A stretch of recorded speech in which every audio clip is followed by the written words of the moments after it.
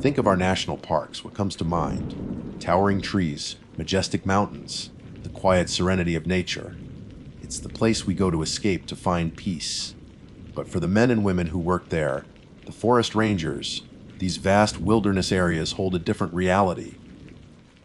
They see what happens when the sun goes down, what lurks just off the marked trails, and what the beautiful landscapes can hide. They are the first on the scene for a missing person report, the ones who follow tracks that lead to nowhere, and the keepers of stories that defy easy explanation. Stories that will make you think twice before you next step into the woods alone. Today we're sharing a collection of true, terrifying stories from park rangers across the country. These aren't campfire tales, they are first-hand accounts of encounters that are strange, unsettling, and will absolutely give you chills. So, turn down the lights and get ready to hear what truly happens in the wild. My name is Lumi Lark, and for the past 7 years, I have served as a park ranger and surveyor for the National Park Service. It's a job that most people romanticize, imagining days filled with serene hikes and picturesque landscapes. And while those days exist, a significant portion of my duties are far more meticulous, often demanding a level of focus that blurs the beautiful surroundings into a simple, two-dimensional map.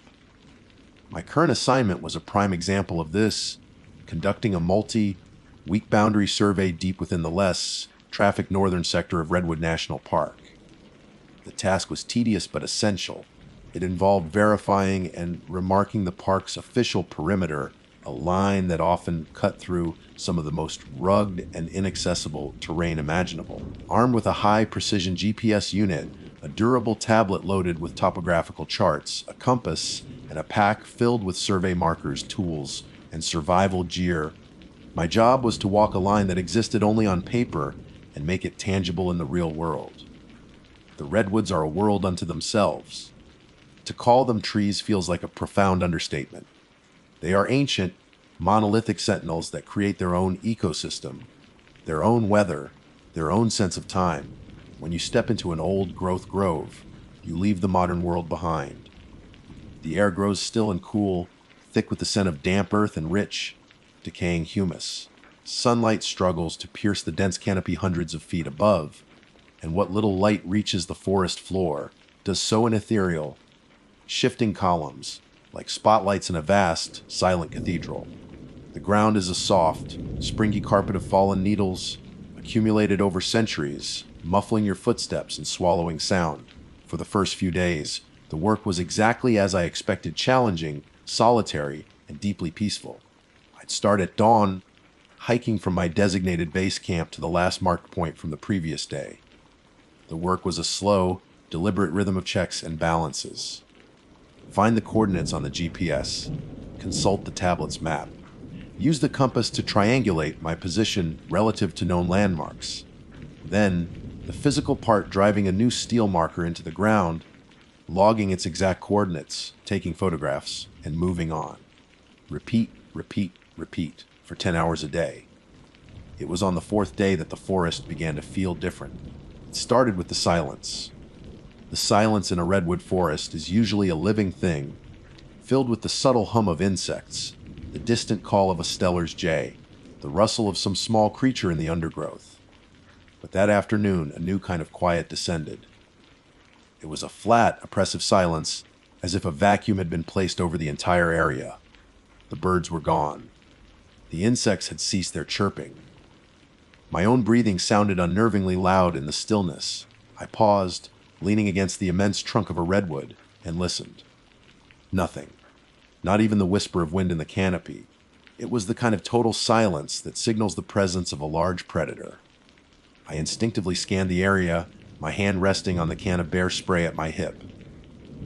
I saw nothing, but the feeling of being watched, a prickly sensation on the back of my neck, began to settle in. I tried to dismiss it as paranoia. Solitude can play tricks on the mind. I pressed on, my senses now on high alert. A few hundred yards later, I found the first anomaly. On the trunk of a massive redwood, about 20 feet off the ground, were 3 deep, parallel gouges in the bark. They were fresh, I could see the lighter, colored wood beneath and smell the sharp, sappy scent of the tree's wound. My first thought was a bear, but 20 feet up, a black bear, even a large one, would have to be an acrobat. And the marks weren't scattered like claw marks from climbing. They were deliberate horizontal slashes, each about 2 feet long and dug deep into the tough bark. It looked as if something enormous had casually swiped its claws as it passed. I took a picture, my unease growing. There was no animal native to this park that could make marks like that, at that height. As the afternoon wore on, the strange signs continued to accumulate. I found broken branches in the canopy that weren't the result of wind or rot. They were snapped clean through, some as thick as my thigh. Then came the smell. It was faint at first, carried on a breeze I couldn't feel. It wasn't the familiar scent of the forest. It was a sharp, almost metallic odor, like ozone after a lightning strike, but mixed with something musky and fundamentally wrong. It was a scent of something that didn't belong. The final and most disturbing element began subtly.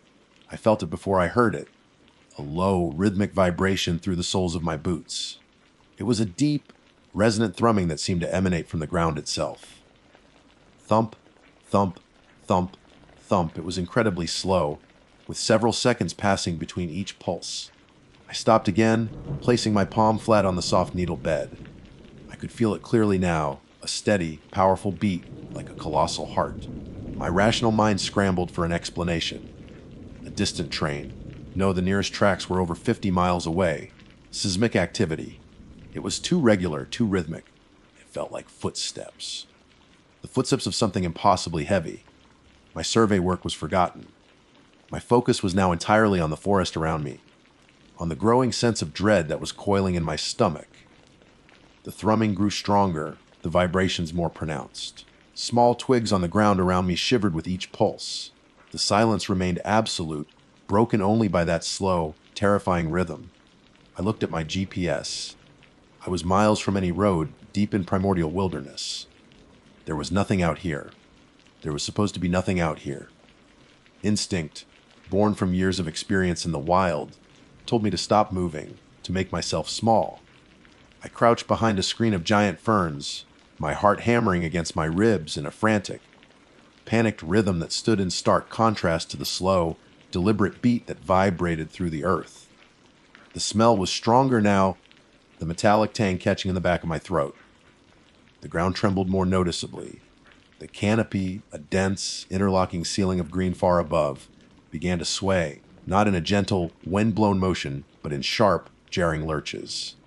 My gaze was fixed on the forest floor, on the shadows, expecting to see some hulking beast emerge from between the ancient trunks. But the movement, the source of the sound, wasn't there. It was above me, with a tremor of fear so profound it felt like my bones were vibrating. I forced myself to look up, and that's when my world broke. It wasn't one tree that was moving. It was all of them. High up in the dappled gloom of the canopy, something was moving through the treetops. It was not climbing, not swinging, not flying. It was stepping, from one colossal branch to another, spanning impossible gaps between the redwood crowns. I couldn't see its body, not clearly, as it was silhouetted against the brighter sky and obscured by the dense needles. What I could see were legs, far too many of them. They were thick, dark, and chitinous, moving not in unison but in a sickening, sequential wave, like a centipede the size of a locomotive. Each time one of those immense limbs found purchase on a branch, the entire tree would groan in protest, and the impact would travel down the trunk and into the very ground I was hiding on. Thump, thump, thump, thump. The ground trembled beneath me, a subtle but undeniable earthquake synchronized with the creature's passage. A shower of dislodged needles, cones, and small branches rained down around me. I was frozen, a primal scream trapped in my throat. My mind, the logical, scientific mind of a surveyor, refused to process what my eyes were seeing. It was a creature of impossible scale and biology, moving through a domain where nothing of its size had any right to be. This was the moment on a scale I couldn't have imagined. My problem wasn't a bear or a mountain lion. My problem was that I was sharing the forest with something that treated the giant redwoods like stepping stones, and I was directly underneath it. Time ceased to have meaning. Seconds stretched into agonizing eternities. My body, which moments before had been a finely tuned instrument for navigating the wilderness, was now a useless prison of meat and bone, paralyzed by a level of fear for which the human brain has no proper catalog. The crouch I had taken behind the ferns became an unbreakable rigor mortis. All I could do was stare upwards, my vision tunneling, my entire existence reduced to the horrifying spectacle unfolding in the canopy. The legs. I couldn't stop looking at the legs. They were the color of wet obsidian, glistening with a faint, oily sheen even in the dim light. They were not smooth, but segmented like the legs of a colossal insect, and covered in what looked like coarse, black bristles. At the end of each limb was not a foot, but a complex cluster of thick, curling talons that dug into the redwood branches with sickening ease, gouging out splinters of wood the size of my arm. The movement was a liquid nightmare, a ripple of motion that flowed through its unseen body. A front leg would reach out, span a 40-foot gap to the next tree and slam down, TMP. The ground would jolt. Then the next leg and the next. A cascade of percussive impacts that was both mesmerizing and utterly terrifying. The creature didn't seem to be in a hurry. It was simply passing through. That thought was somehow more terrifying than if it had been hunting. The casual, indifferent nature of its power was a profound violation of everything I knew about the natural world. This was not a predator, and I was not prey. I was simply insignificant, an ant on the floor of a giant's workshop, liable to be crushed without a thought. The metallic, musky smell was overpowering now, a physical presence that coated my tongue and made my eyes water. It was the smell of its skin, its breath, its very being. A new sound joined the rhythmic thumping. It was a low, guttural clicking, a chittering that echoed from the canopy above. It wasn't a call or a roar. It sounded like the internal workings of some vast, organic machine. As it moved directly overhead, its immense bulk blocked out what little light was filtering through the leaves, casting the forest floor into a deep, moving shadow. In that profound darkness, I saw something fall. It wasn't a branch or a pine cone. It was a deer, or what was left of one. The mangled carcass, limp and broken, dropped from the canopy and hit the ground not 30 feet from me with a wet, heavy smack that made me flinch violently. The creature hadn't even paused. It had been carrying the deer like a person might carry a bag of groceries, and had simply, carelessly, let it drop. The sight of the deer broke my paralysis. A jolt of pure adrenaline shot through me, overriding the fear. Move. Run now.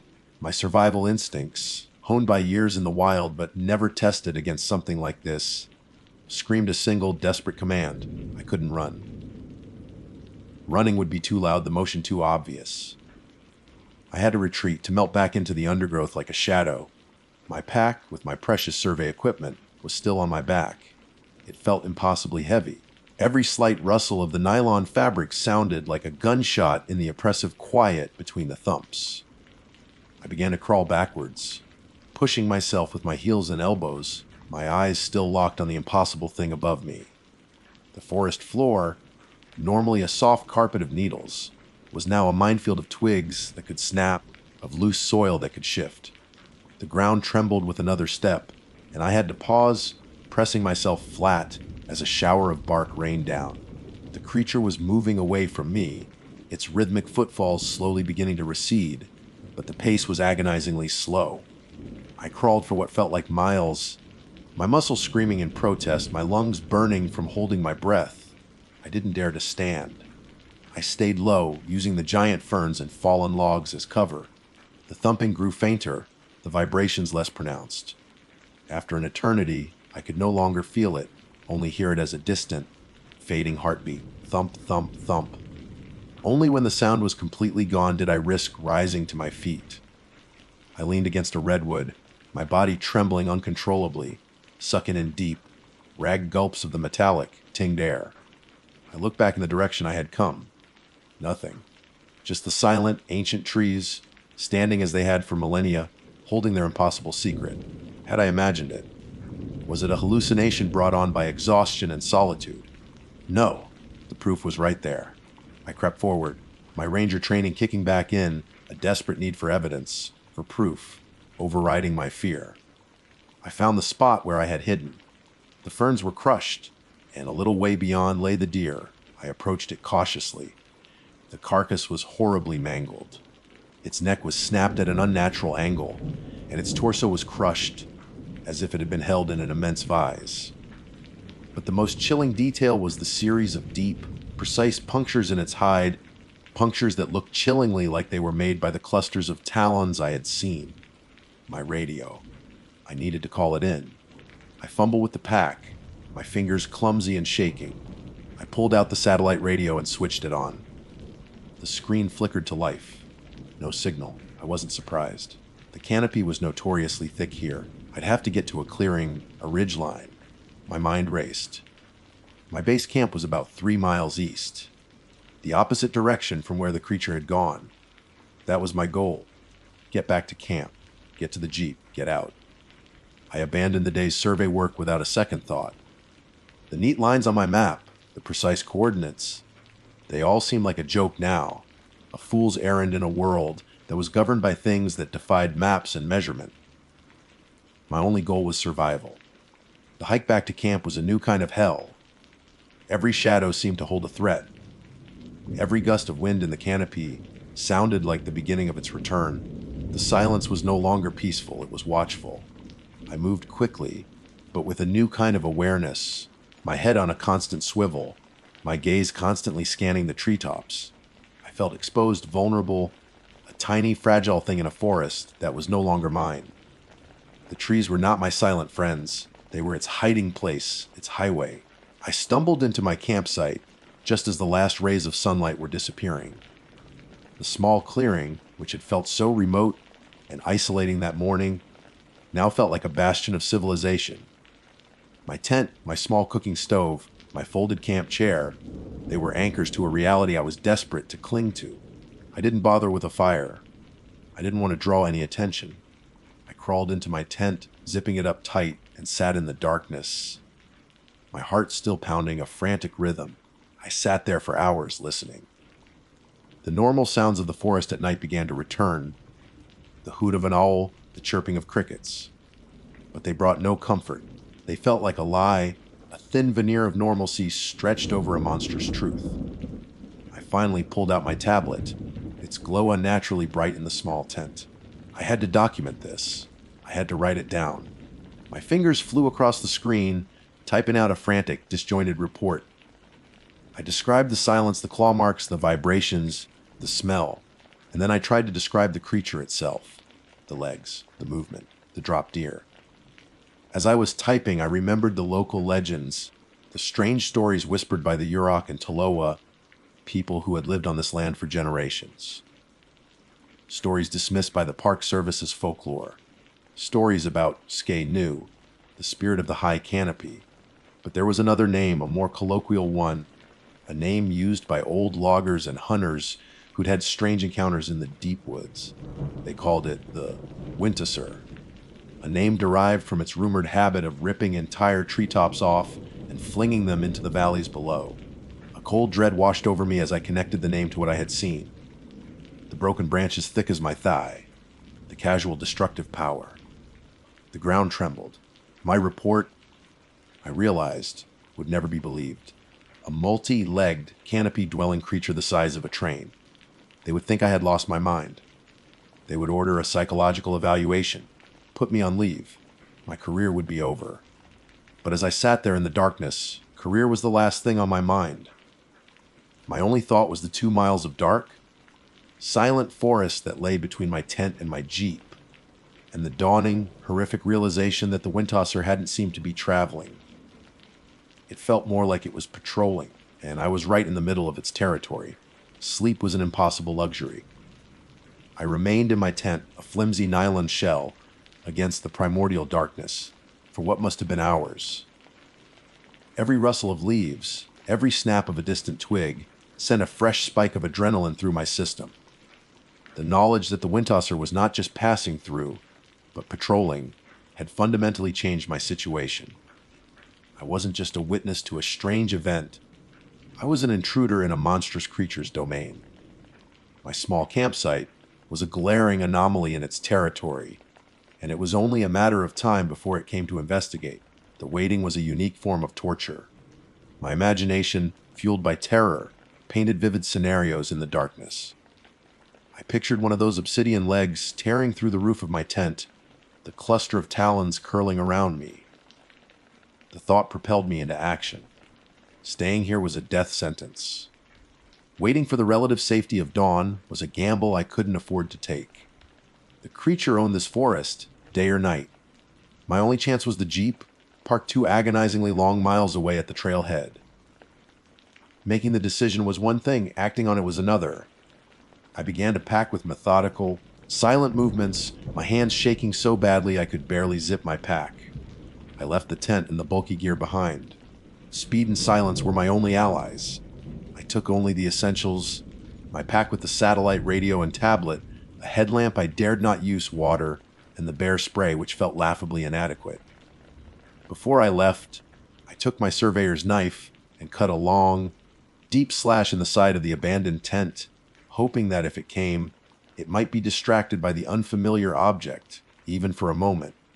Stepping out of the campsite and into the full, oppressive darkness of the redwood forest was like stepping into my own grave. The air was cold and heavy with the metallic tang I now associated with the creature. It was fainter than before, but it was present, a constant reminder that it was somewhere nearby. I navigated by memory in the faint starlight that managed to pierce the canopy, my feet sinking into the soft, silent carpet of needles. My progress was painfully slow. I tested every footstep before putting my weight down, pausing for long seconds to listen, my entire being focused on deciphering the language of the night. About a mile in, the ground began to vibrate again. It was faint at first, a barely perceptible tremor through the soles of my boots. But it was there. Thump, thump. My blood ran cold. It was closer, and it was moving in my general direction. Panic seized me, threatening to send me running blindly through the woods. I fought it down, forcing myself to think. I scrambled for cover, finding a shallow depression at the base of a fallen giant, its massive root system creating a wall of tangled wood and earth. I pressed myself into the dirt, pulling loose debris over my body, my heart hammering a frantic rhythm against the forest floor. The thumping grew louder, the vibrations more intense. It was much closer than it had been that afternoon. The slow, deliberate pace was the sound of utter dominance. This was a creature that had never known fear, never known a challenger. A low chittering sound echoed through the trees, the sound of its internal mechanics, whirring and clicking. It was so close now that I could hear the rasping sound of its bristled legs scraping against bark, the crackle of branches under its immense weight. It passed directly over my hiding spot. An immense, segmented leg, thicker than the trunk of a mature oak, slammed down into the earth not 20 feet from me. TSUMP. The impact was a physical blow, jolting my entire body. I squeezed my eyes shut, convinced this was the end. The metallic stench was suffocating, a foul miasma that clung to everything. I could feel the sheer pressure of its proximity, the displacement of air as its colossal body moved through the canopy above. Another leg came down, then another. It was stepping right over me. For a terrifying handful of seconds, I was directly underneath the windtosser. Then it stopped. The silence that followed was more terrifying than the noise. The vibrations ceased. The thumping was gone. There was only the low, guttural clicking from somewhere directly above me. My mind screamed. It knew I was here. It had sensed me. I lay perfectly still, barely breathing, every muscle coiled tight. I was waiting for the final, crushing blow. A long, agonizing minute passed. Then another. The clicking sound moved slightly, and I heard a loud, tearing sound, followed by the splintering crash of a massive tree branch hitting the forest floor somewhere off to my right. It wasn't hunting me, it was feeding. Or perhaps just redecorating. The thumping resumed, moving away. Thump, thump, thump. The vibrations lessened. The smell began to dissipate, and the oppressive presence lifted. It was gone. I lay in the ditch for a long time, shaking uncontrollably, tears of pure terror and relief streaming down my face. It had been right there. It had passed over me and had not even registered my existence. I was nothing. A microbe. The thought was both terrifying and, in a strange way, my salvation. That realization gave me a new, desperate resolve. I couldn't afford to freeze again. I scrambled out of the depression and began to move. Faster this time, reckless. The fear of being left behind in this monstrous place was now greater than the fear of making noise.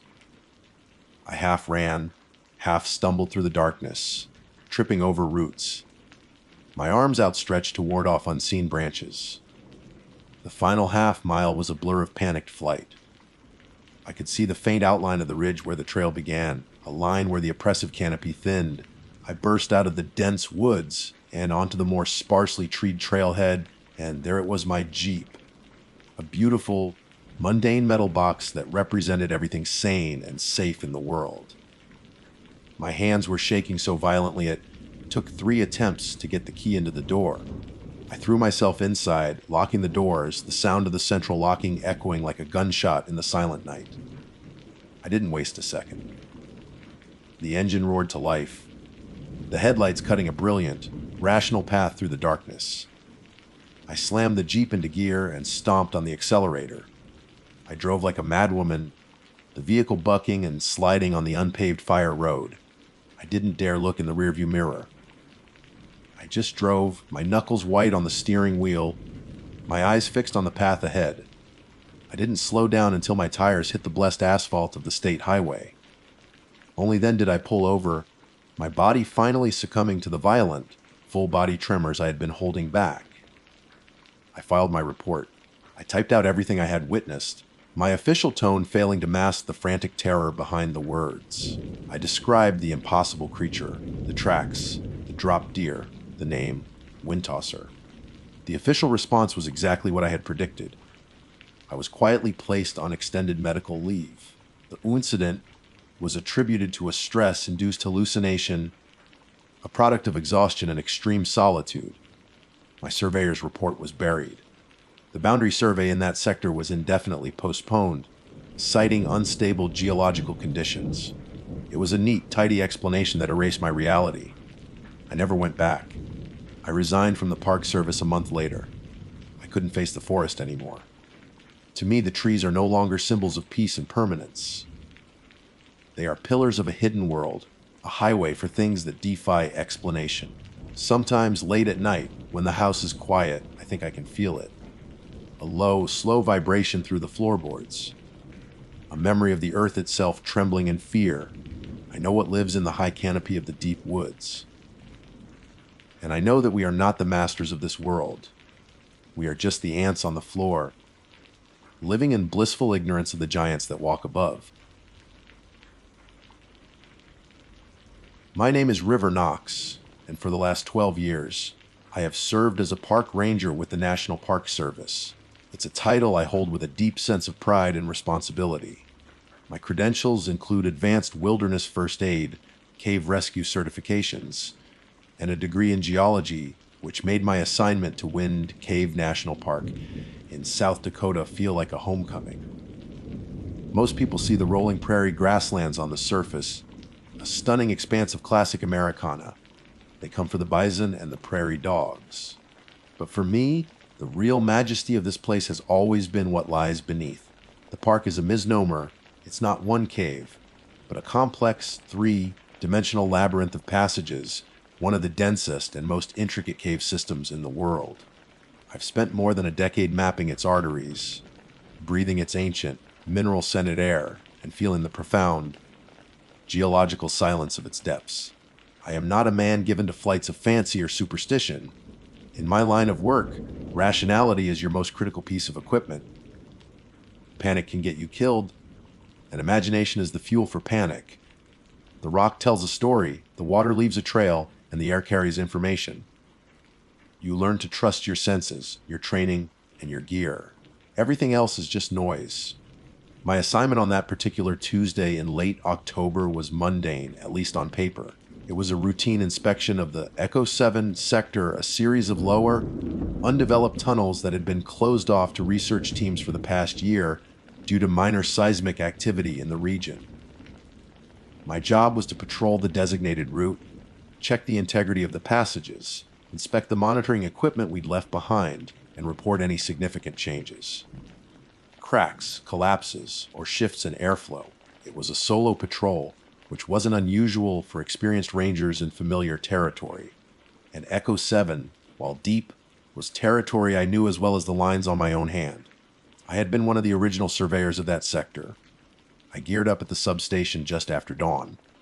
The standard issue helmet with its primary LED headlamp, a backup light clipped to the side, and a third in my pack, a harness, ropes, and carabiners, more out of unbreakable habit than necessity for this specific route. A multi-tool, emergency rations, water, and my trusted mapping device. Finally, the radio, my tenuous link to the sunlit world above. I did my comms check with Sarah at the main ranger station. Her voice was a familiar, cheerful crackle in my ear. All clear, River. You sound good. Standard check and schedule. Standard schedule. I confirmed. Every 2 hours. First check at 0900. See you on the other side, Sarah. Stay safe down there. Don't get lost in the dark. We both knew it was a joke. I didn't get lost. The entrance to the Echo 7 access tunnel isn't through the main tourist-friendly elevator. It's a graded service hatch hidden in a small, rocky outcrop a mile from the visitor center. Unlocking the heavy steel grate and pulling it open felt like opening a crypt. A wave of cool, damp air, smelling of wet limestone and deep earth, washed over me. The cave's exhalation. It was a smell I loved, the perfume of geological time. I descended the steel ladder, pulled the grate shut over my head, and heard the locking mechanism click into place. The daylight was gone. There was only the bright, focused circle of my headlamp cutting into the oppressive, absolute black. For the first hour, the patrol was textbook. The initial passages were wide, the floor relatively even. My boots made soft, crunching sounds on the gravelly path. The walls were covered in a breathtaking array of speleothems. Boxwork, a formation of calcite fins that intersect at various angles, is what Wind Cave is famous for. In the beam of my light, the delicate, honeycombed structures looked like the skeletal framework of the world. I ran my gloved hand over a familiar formation, its surface cool and unyielding. I was in my element, a place of profound silence and solitude that always cleared my head. The further I descended, the more the character of the cave changed. The passages narrowed, forcing me to turn sideways in places. The boxwork gave way to bare, damp rock, the walls slick with moisture that glittered like a million tiny diamonds in my light. The air grew stiller, heavier. The ambient sounds of the upper cave, the distant drip of water, the faint hum of the earth, faded away into nothing. This was the true silence, a pressure on the eardrums that feels less like an absence of sound and more like a presence of its own. It was during a brief stop to check my GPS mapper that I first heard of the legend, not from a person, but from a memory. A few years back, some of the younger, seasonal rangers were swapping ghost stories around a campfire. An old tale from the local Lakota tribe, one that had been warped and repurposed by generations of campers and locals into a modern boogeyman. They called him Walking Sam. The story was always the same. He was a figure of impossible height and emaciation, with limbs too long for his body, as if stretched on a rack. He had no face, just a smooth, pale expanse of skin where features should be. He was an entity of the deep places. Mines, caves, and lightless caverns. He didn't hunt you, not in the way a predator does. He simply appeared in the darkness behind you. You wouldn't see him, not at first. You'd feel him. A sudden, inexplicable plunge in temperature. A wave of crushing despair that settled over you like a physical weight. The legend said his presence leached the will to live. People didn't die of fright. They died of hopelessness. They'd sit down in the dark, turn off their lights, and simply stop. They would be found days or weeks later with no signs of injury or struggle, just a placid, empty look on their faces. It was a spooky story, perfect for a campfire, but I dismissed it then as I did now, a personification of the natural anxieties the subterranean world can evoke. Claustrophobia, isolation, sensory deprivation. Your mind can play nasty tricks on you down here. I logged my position and pushed onward, deeper into the Echo 7 blackness. The passage opened into a larger chamber. I remembered well, the sanctuary. We'd called it because of the way the rock curved up to a high, vaulted ceiling like a cathedral. I stopped in the center, panning my light across the walls, checking for any new fissures. The beam cut through the darkness, illuminating ancient stone and nothing more. I was about to move on when I stopped. A feeling. It wasn't a sound. It wasn't a sight. It was a sudden, primal shift in the atmosphere. The instinct that has kept our species alive for millennia screamed at me from the base of my skull. You are not alone. The air, which had been still, now seemed to vibrate with a silent, malevolent energy. A coldness that had nothing to do with the cave's natural temperature began to seep into my bones, a deep, penetrating chill that felt wrong. My heart hammered against my ribs. I spun around, my headlamp beam slashing through the darkness behind me. Nothing. Just the narrow passage I'd emerged from, its mouth a black, silent maw. I stood frozen, every muscle tensed, straining my ears against the crushing silence. There was nothing to hear. But the feeling, this absolute certainty of a presence, was as real as the rock under my feet. It was standing right there, just beyond the edge of my light, watching. Waiting. "Hello," I called out. The word sounded small, pathetic in the immense space. My voice was absorbed by the rock, leaving only a dead, flat echo. Was anyone there? Silence answered. A deep, profound, and intelligent silence. "This is your mind, Knox," I told myself. My own voice a frantic whisper in my head. "It's the isolation. It's the legend you were just thinking about. It's a classic psychological response." I took a deep, shuddering breath, the cold air burning my lungs. I had to keep moving. Standing still was the worst thing I could do. I turned back towards my intended path, forcing my legs to move, one heavy leaden boot in front of the other. But as I walked, the feeling followed. It was a palpable weight on my back, a pressure in the air just behind my head. I didn't dare look back again. I just walked, my light fixed firmly ahead. And then a new sensation began to creep in, insidious and terrifying. It started in my stomach, a cold, hollow pit of dread. But it wasn't just fear. It was something worse. It was despair. A profound, soul-crushing wave of hopelessness washed over me. What was the point of this? Of walking through these dark, meaningless tunnels? The world above, the sun, the prairie, Sarah's cheerful voice on the radio, it all felt a million miles away, like a dream I'd once had. All that was real was this tunnel, this darkness, and this crushing, pointless effort, an overwhelming urge to simply stop, to sit down on the cold stone floor, to switch off my headlamp and let the comfortable, all-consuming blackness take me, began to grow in my mind. It felt peaceful. It felt like the right thing to do. And as that thought took root, the cold dread in my gut intensified because I realized this was the exact feeling the legend described. This was the work of Walking Sam. My training kicked in. It was a cold, hard anchor in the swirling chaos of my emotions. The first rule of survival is to control what you can. My breathing was ragged, my heart a frantic drum against my ribs. I could control that. I stopped walking, planting my feet firmly on the cave floor. Inhale for 4 seconds. Hold for 4. Exhale for 6. I did it again and again. The roar in my ears subsided to a manageable rhythm. The feeling of despair didn't vanish, but forcing my body into a state of calm pushed the emotion back, holding it at bay like a caged animal. It was still there, snarling just beyond the bars of my discipline, but it was contained. "This is not real," I chanted internally, the words a mantra against the encroaching dread. Infrasound. Low frequency sound waves below the range of human hearing, generated by wind or geological shifts, are known to cause feelings of anxiety, sorrow, and even the sensation of a presence. This is a geological phenomenon, not a monster. The explanation felt thin, flimsy, but it was all I had. I clung to it. My mission was my new anchor. I had a job to do. I had a route to follow and equipment to check. I would not sit down. I would not turn off my light. I would walk and I would work and I would get through this. I checked my watch. 18:45. My first scheduled check in with Sarah was in 15 minutes. Making that call became the most important goal in my world. It was a beacon of normality in a situation that was rapidly spiraling into anything but. I forced myself to move forward, my steps deliberate and measured. The weight of the unseen presence still clung to me, a phantom pressure on my shoulders. Every crunch of my boots on the gravel seemed too loud in the crushing silence, and then I heard it. A soft, shuffling scrape from the darkness behind me.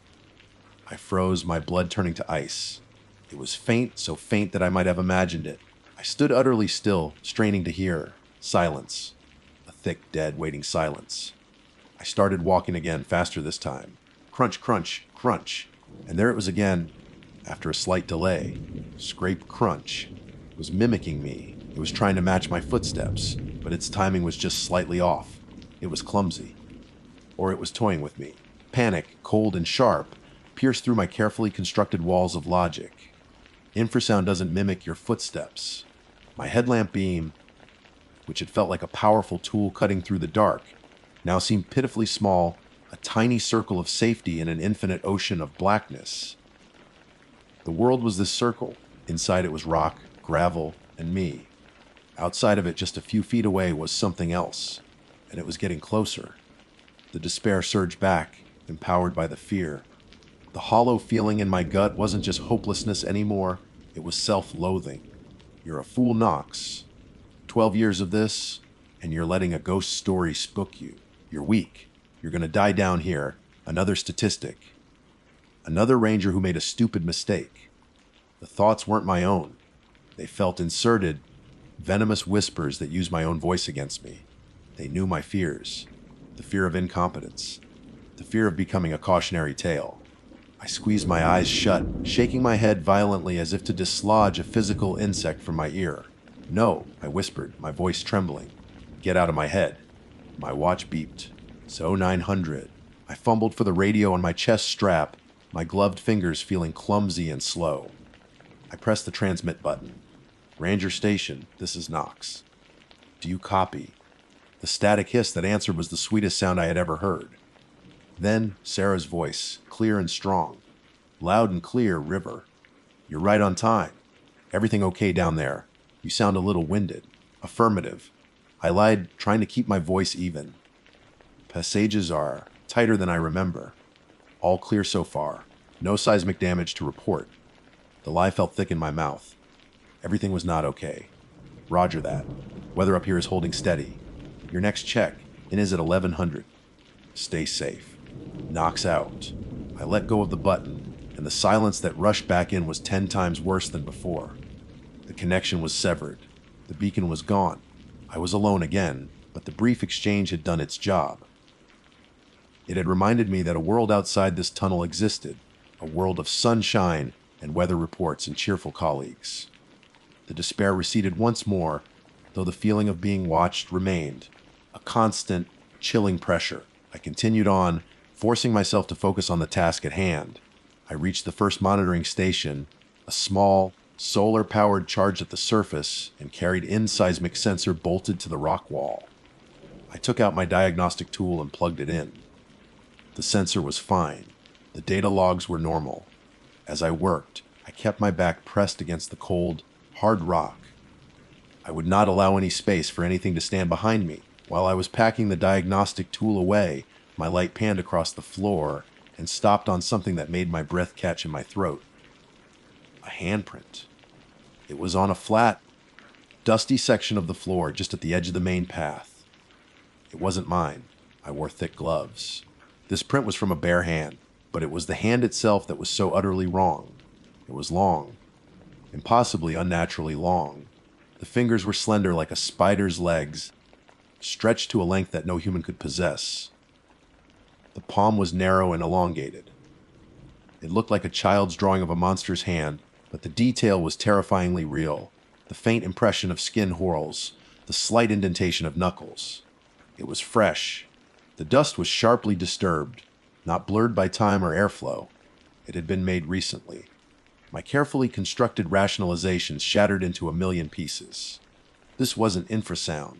This wasn't my imagination. This was real. There was something else down here with me. Something non-human. The despair was gone, replaced by a new, more primal emotion, pure, unadulterated terror. The kind that bypasses thought and reason and screams directly into your soul. My mission was forgotten. My duty was forgotten. All that was left was the instinct to flee. I turned and began to half walk, half run back the way I came. But after only 20 feet, I skidded to a halt. The passage ahead, the one I had just come through, was no longer empty. I couldn't see it, not clearly. It was a distortion in the darkness, a trick of the light at the very edge of my headlamp's range. A patch of blackness that was somehow darker than the surrounding black. But my mind, fueled by terror and the image of the handprint, filled in the details. It was tall, impossibly tall, its form seeming to brush the ceiling of the 10-foot-high passage. It was rail thin, an anorexic silhouette of a man stretched beyond all natural proportions. A long, stick-like limb seemed to shift in the periphery. It was blocking my way back. I was trapped. My only option was forward. Deeper into the cave. Deeper into its territory. The thought of turning my back on it was paralyzing, but the thought of walking towards it was unthinkable. I was caught in a horrifying checkmate, 1,000 feet beneath the surface of the earth. The silence stretched, and the figure remained a sentinel of pure dread. Then it seemed to retract, to melt back into the deeper shadows of the passage it had emerged from. It wasn't gone. It was letting me go. It was inviting me to continue my journey. The game was not over. My legs moved of their own accord, turning me away from the blocked escape route and pushing me deeper into Echo 7. Every nerve was screaming. My body was a live wire of fear. The path ahead narrowed dramatically, sloping down into a section I had been dreading even before this started, a crawl space known as the Needle's Eye. It was a horizontal fissure, barely 2 feet high, that ran for 50 yards. The only way through was on your stomach. I knelt at the entrance, my light illuminating the tight, claustrophobic tube. The thought of wriggling into that confined space, with that thing somewhere behind me, was nauseating. The despair returned with a vengeance. Just stop. It's easier. Lie down here. Turn off the light. It will be quiet. It will be peaceful. No, I snarled the word, a raw, ragged sound. Adrenaline surged through me, a chemical fire of defiance. I would not die here. I would not give in to this thing. I got on my stomach, my heart pounding in my throat, and pushed myself into the black, unforgiving maw of the Needle's Eye. The rock pressed in on all sides, cold and unyielding. My pack scraped against the ceiling. I could only move by pulling with my hands and pushing with my toes. The feeling of being followed intensified 100-fold. The presence wasn't behind me anymore.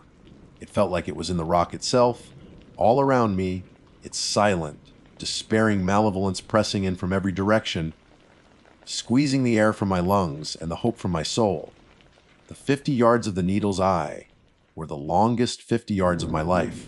Each inch was a victory against a tide of pure terror.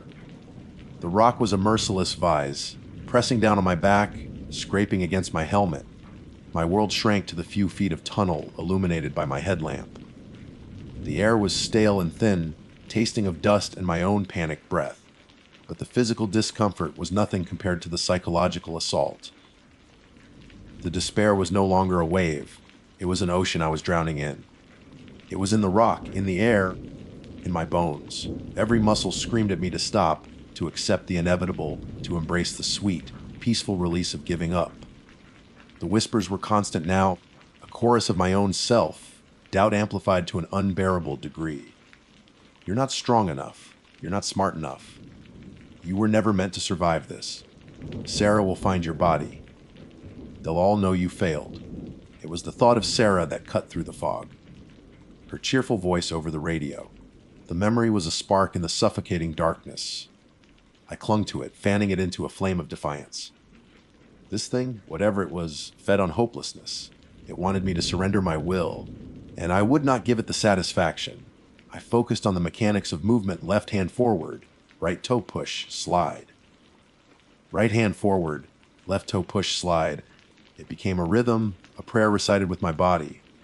The crawl space, which had felt like a tomb, became a trial, and I would pass it. And then I heard a new sound. It wasn't the scraping mimicry from before. It was a soft, wet, clicking sound. Click, click, click. It was coming from ahead of me, from the darkness beyond my beam. It was a biological sound, but one I couldn't place.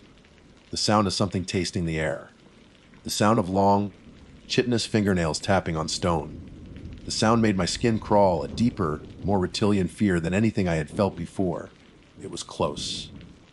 I was crawling towards it. There was no turning back. The passage was too tight. My only way out was forward. I gritted my teeth, the taste of blood filling my mouth where I'd bitten my tongue, and pushed on. The crawl space began to widen, and I saw the exit ahead. Small, dark opening into another chamber. The clicking stopped. Silence returned, heavy and waiting. I pulled myself the last few feet, my body aching and trembling with exhaustion and adrenaline, and tumbled out onto the floor of a small, dead end grotto. The chamber was no bigger than a walk-in closet, the walls smooth and damp. My headlamp beam swept across the space, revealing nothing but bare rock. I scrambled to my feet, my back hitting the wall, my eyes frantically searching the shadows. And that's when my light found him. He was folded into the corner of the room, a nightmarish origami of limbs. He wasn't a distortion or a shadow anymore. He was horribly, tangibly real. The legend hadn't done him justice. He was impossibly tall, even folded up, his knees drawn up to a chest that was little more than a birdcage of ribs stretched over with pale, waxy skin. His arms and legs were grotesquely long, the joints bent at angles that defied anatomy. His head was tilted, resting on one bony shoulder. And his face, the legend was right, he had no face. No eyes, no nose, no mouth. Just a smooth, blank, bone, white canvas that seemed to absorb the light and radiate a coldness that was the antithesis of life. It was Walking Sam. And he was looking at me. I didn't scream. The sound was trapped in my throat, choked by a terror so profound it was paralyzing. I could feel him in my mind. Not words, but feelings. A wave of ancient, bottomless sorrow crashed over me, the grief of own spent in darkness. The despair he projected was not his own malice, but the collected misery of every living thing that had ever given up, every hope that had ever died. It was a psychic poison, and it was flooding my system. My legs buckled. I slid down the wall, my helmet clattering against the rock. My headlamp flickered. The desire to turn it off, to just close my eyes and let the darkness take me, was overwhelming. It was a siren's call, promising an end to fear, an end to struggle. I could feel my will dissolving, my consciousness fraying at the edges. "It's so much easier," the silence whispered. "Just let go." My hand, acting on some last, vestigial instinct for survival, fumbled at my belt. My fingers brushed against the cold, metal cylinder of my emergency flare. Standard equipment. I'd never had to use one in 12 years. For use in large, open caverns to signal rescuers. Useless in a small grotto. Useless. The word echoed in my mind with the entity's crushing despair. But then a different thought pushed through, a ranger's thought, a practical thought born of countless hours of training. Flares burn at 3,000 degrees. Flares burn with a brilliant, magnesium white light. Flares are the sun in a bottle. This thing was a creature of absolute darkness and shadow. What would a miniature sun do to it? It was my last, desperate gamble.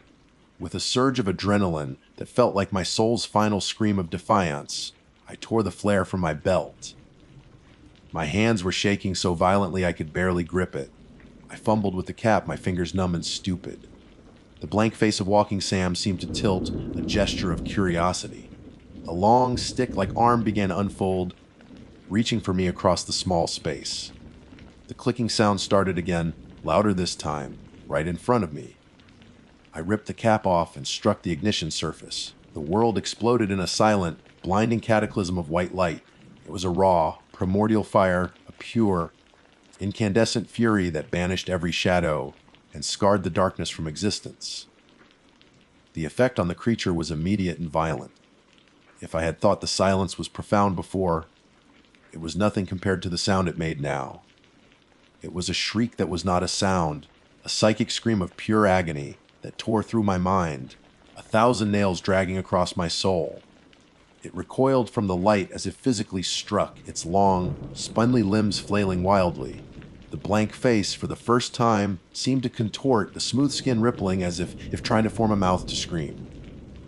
It scrambled backwards, its unnatural body moving with a spidery, disjointed grace, and flowed into a fissure in the rock I hadn't even seen, a crack no wider than my hand. It poured itself into the rock like smoke and was gone. The flare sputtered in my hand, its intense light casting dancing, frantic shadows on the walls. The oppressive cold was gone. The weight of despair had lifted.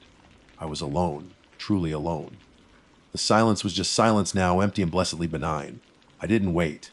I didn't think. I scrambled back to the opening of the needle's eye and plunged in, crawling with a desperate, animalistic speed I didn't know I possessed. I emerged on the other side and ran. I didn't follow the path. I didn't care about the mission. I ran blindly, my headlamp beam bouncing wildly, my only guide the slight upward slope of the passages. I fell, I stumbled, I cut my hands on sharp rock, but I never stopped. I ran from the memory, from the psychic shriek, from the image of that blank white face. Hours later, long after my next check and was missed, I saw a light that wasn't my own. A faint, gray luminescence from high up a vertical shaft. The service ladder. I have no memory of the climb, only of the raw, bloody state of my hands when I reached the top. I threw my weight against the grated hatch. It was locked from the outside. I screamed until my throat was raw, pounding on the steel with my fists until I felt the bones in my knuckles crack. That's where the rescue team found me hours later, curled in a fetal position beneath the ladder, babbling and incoherent, my headlamp long dead. The official report cited a pocket of carbon dioxide, rich air, known to cause hallucinations and extreme paranoia, combined with the psychological stress of solo exploration, disorientation, psychosis. They explained it all away with neat, rational science. I never corrected them. Who would believe me? They gave me a medal for surviving and a desk job for my recovery. I never went underground again. Sometimes, even now, in the dead of night when the world is quiet, I can still feel it. A sudden, inexplicable chill in the room. A fleeting shadow of despair that brushes against my heart. It's a reminder. A reminder that I didn't defeat it. I just escaped. And that deep beneath the sunlit prairies of South Dakota, in the profound and patient darkness, Walking Sam is still there, and he is waiting. My name is Paloma Adler, and for the past 8 years, I have served as a search and rescue officer with the National Park Service. My career has taken me to some of the most remote and rugged landscapes in the country, from the sun-scorched canyons of Arizona to the dense, unforgiving forests of the Pacific Northwest. I've been trained to handle extreme weather, treacherous terrain, and the psychological toll of searching for those who have been swallowed by the wild. I've seen things that would test the resolve of the most seasoned outdoorsman. The aftermath of rock slides, the chilling evidence of predator attacks, the heartbreaking silence of a search that ends in failure. But nothing in my training, nothing in all my years of experience, could have prepared me for what I encountered in the murky, primeval depths of Congaree National Park. The call came in on a Tuesday afternoon in late September. The air in South Carolina was thick and heavy, clinging to the skin like a wet shroud. The kind of oppressive humidity that seems to sap the very energy from your bones. A 6-year-old boy, Leo Martinez, had vanished. He and his family had been on the Boardwalk Loop, a popular and relatively safe trail that showcases the park's magnificent old-growth bottomland hardwood forest. According to his frantic parents, Leo had been just a few steps behind them. They turned a corner, and when they looked back, he was simply gone. No sound, no cry for help. It was as if the swamp had opened its jaws and silently devoured him. Congaree is not like other national parks. It's a swamp, a floodplain forest that feels ancient and profoundly alien. Giant cypress and tupelo trees, some of the tallest on the continent, rise from the dark, tannin-stained water like the pillars of a forgotten cathedral. Their massive, gnarled knees poke through the surface of the muck, creating a labyrinth of shadows and still water. The air is filled with the constant thrum of insects, the croak of unseen frogs, and the distant calls of barred owls even in the daytime. It's a place of breathtaking beauty, but it also possesses a palpable, watchful quality. The sheer density of the undergrowth, the way the Spanish moss hangs from every branch like ghostly draperies, gives you the unsettling feeling that you are constantly being observed by 1,000 hidden eyes. Our initial search protocol was by the book. We established a command post near the visitor center and organized grid searches, starting from Leo's last known point on the boardwalk. My team and I fanned out, our boots sinking into the soft, loamy soil. We called his name, our voices echoing strangely in the humid air, absorbed by the dense foliage. Leo! Leo Martinez! Can you hear me? The only replies were the chattering of squirrels and the rustle of unseen creatures in the undergrowth. Ours bled into one another. The afternoon sun, filtered through the thick canopy, cast the forest in a gloomy, green-hued light. The hope that had buoyed us in the first few hours began to wane, replaced by the cold, familiar dread that accompanies a search for a small child in a vast wilderness. As dusk began to settle, painting the sky in shades of bruised purple and orange, my team leader, a grizzled veteran named Marcus, made the call to expand the search perimeter into the more remote, off-trail sections of the park. It was a risky move. The swamp is treacherous after dark, a maze of hidden waterways, venomous snakes, and thick mud that can suck a grown man down to his knees. But we were running out of daylight and out of options. We were tasked with sweeping an area to the north, a particularly dense section of cypress swamp that most hikers avoided. I drew the unenviable assignment of following a small, almost imperceptible game trail that veered off towards a creek. The path was barely there, and I had to push through thick curtains of saw palmetto and thorny vines, the damp leaves brushing against my face. The air grew cooler and the shadows deepened, merging into an indistinguishable gloom. It was then that I noticed the silence. It's a phenomenon that every experienced person of the woods knows and fears. The constant, ambient noise of the forest, the insect buzz, the frog chorus, the bird calls, suddenly ceases. It's not a gradual fading, it's as if a switch has been flipped, plunging the world into an unnatural, listening stillness. Every instinct in my body screamed that I was no longer alone. The hair on my arms and the back of my neck stood on end. I slowed my pace, my hand instinctively moving to the handle of the large survival knife on my belt. I paused, straining my ears, but there was nothing. Only the sound of my own heart, hammering against my ribs like a trapped bird. I took another cautious step, and then another, pushing aside a low, hanging cypress branch. The game trail opened unexpectedly into a small, circular clearing. The ground here was mostly mud, pockmarked by recent rain. And in the very center of that clearing, half submerged in the dark ooze, was a small, bright red toy truck. A surge of adrenaline shot through me, a mixture of hope and profound unease. It was Leo's, it had to be. I knelt, my boots squelching in the mud, and reached for the toy.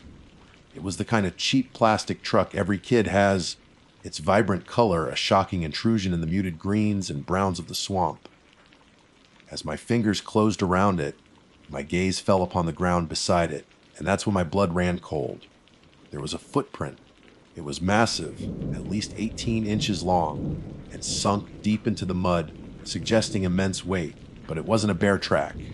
Bears have 5 distinct toes and a large pad, a shape I could identify in my sleep. This print was unmistakably primate-like. It had a shorter, thicker big toe that was splayed out to the side, much like a gorilla's, and a defined heel that spoke of a bipedal gait. I stared at it, my mind refusing to process what my eyes were seeing. This was impossible.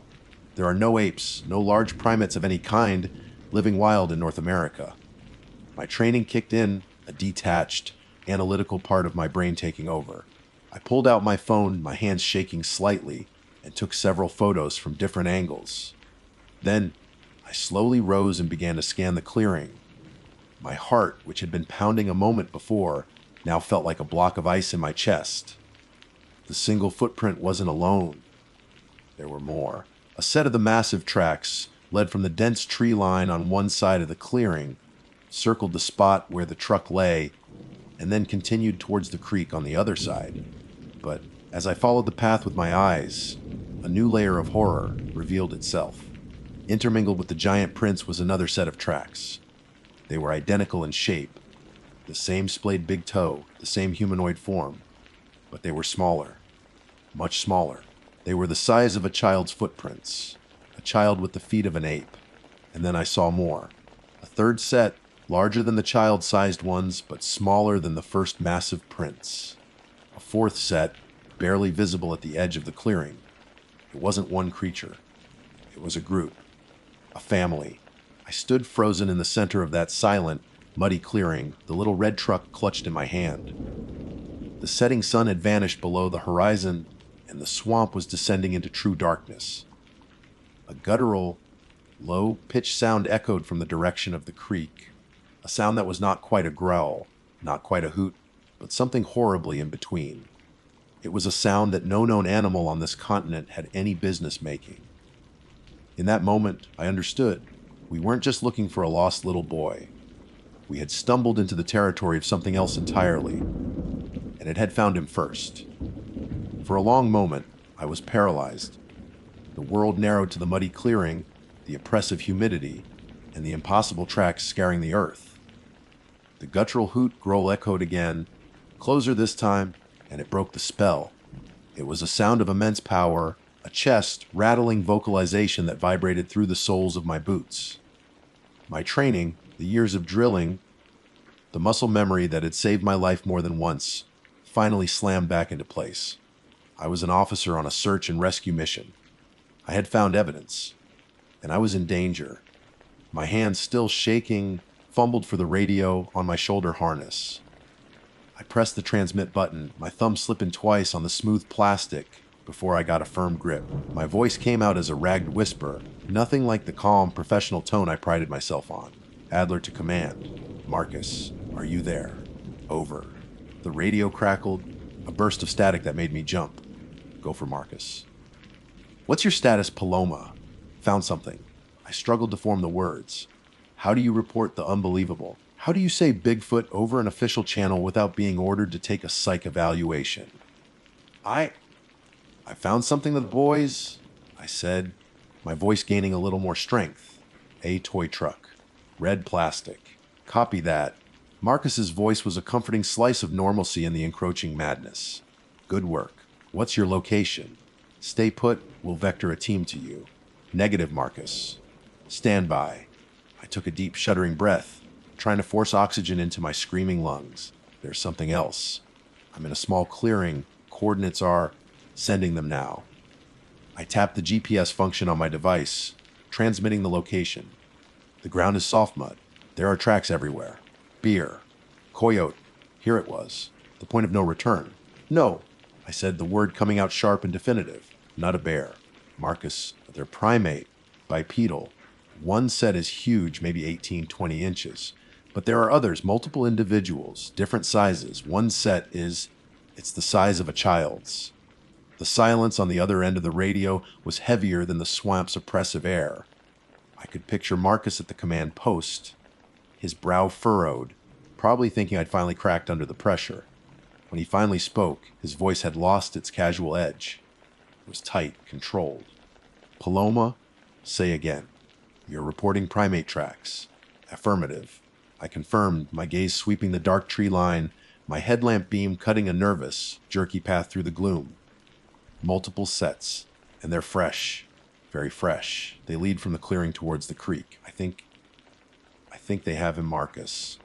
Another long pause. I could hear muffled talking in the background at the command post. He was consulting with someone. Adler listened to me very carefully. Marcus said, his voice low and serious, I want you to pull back.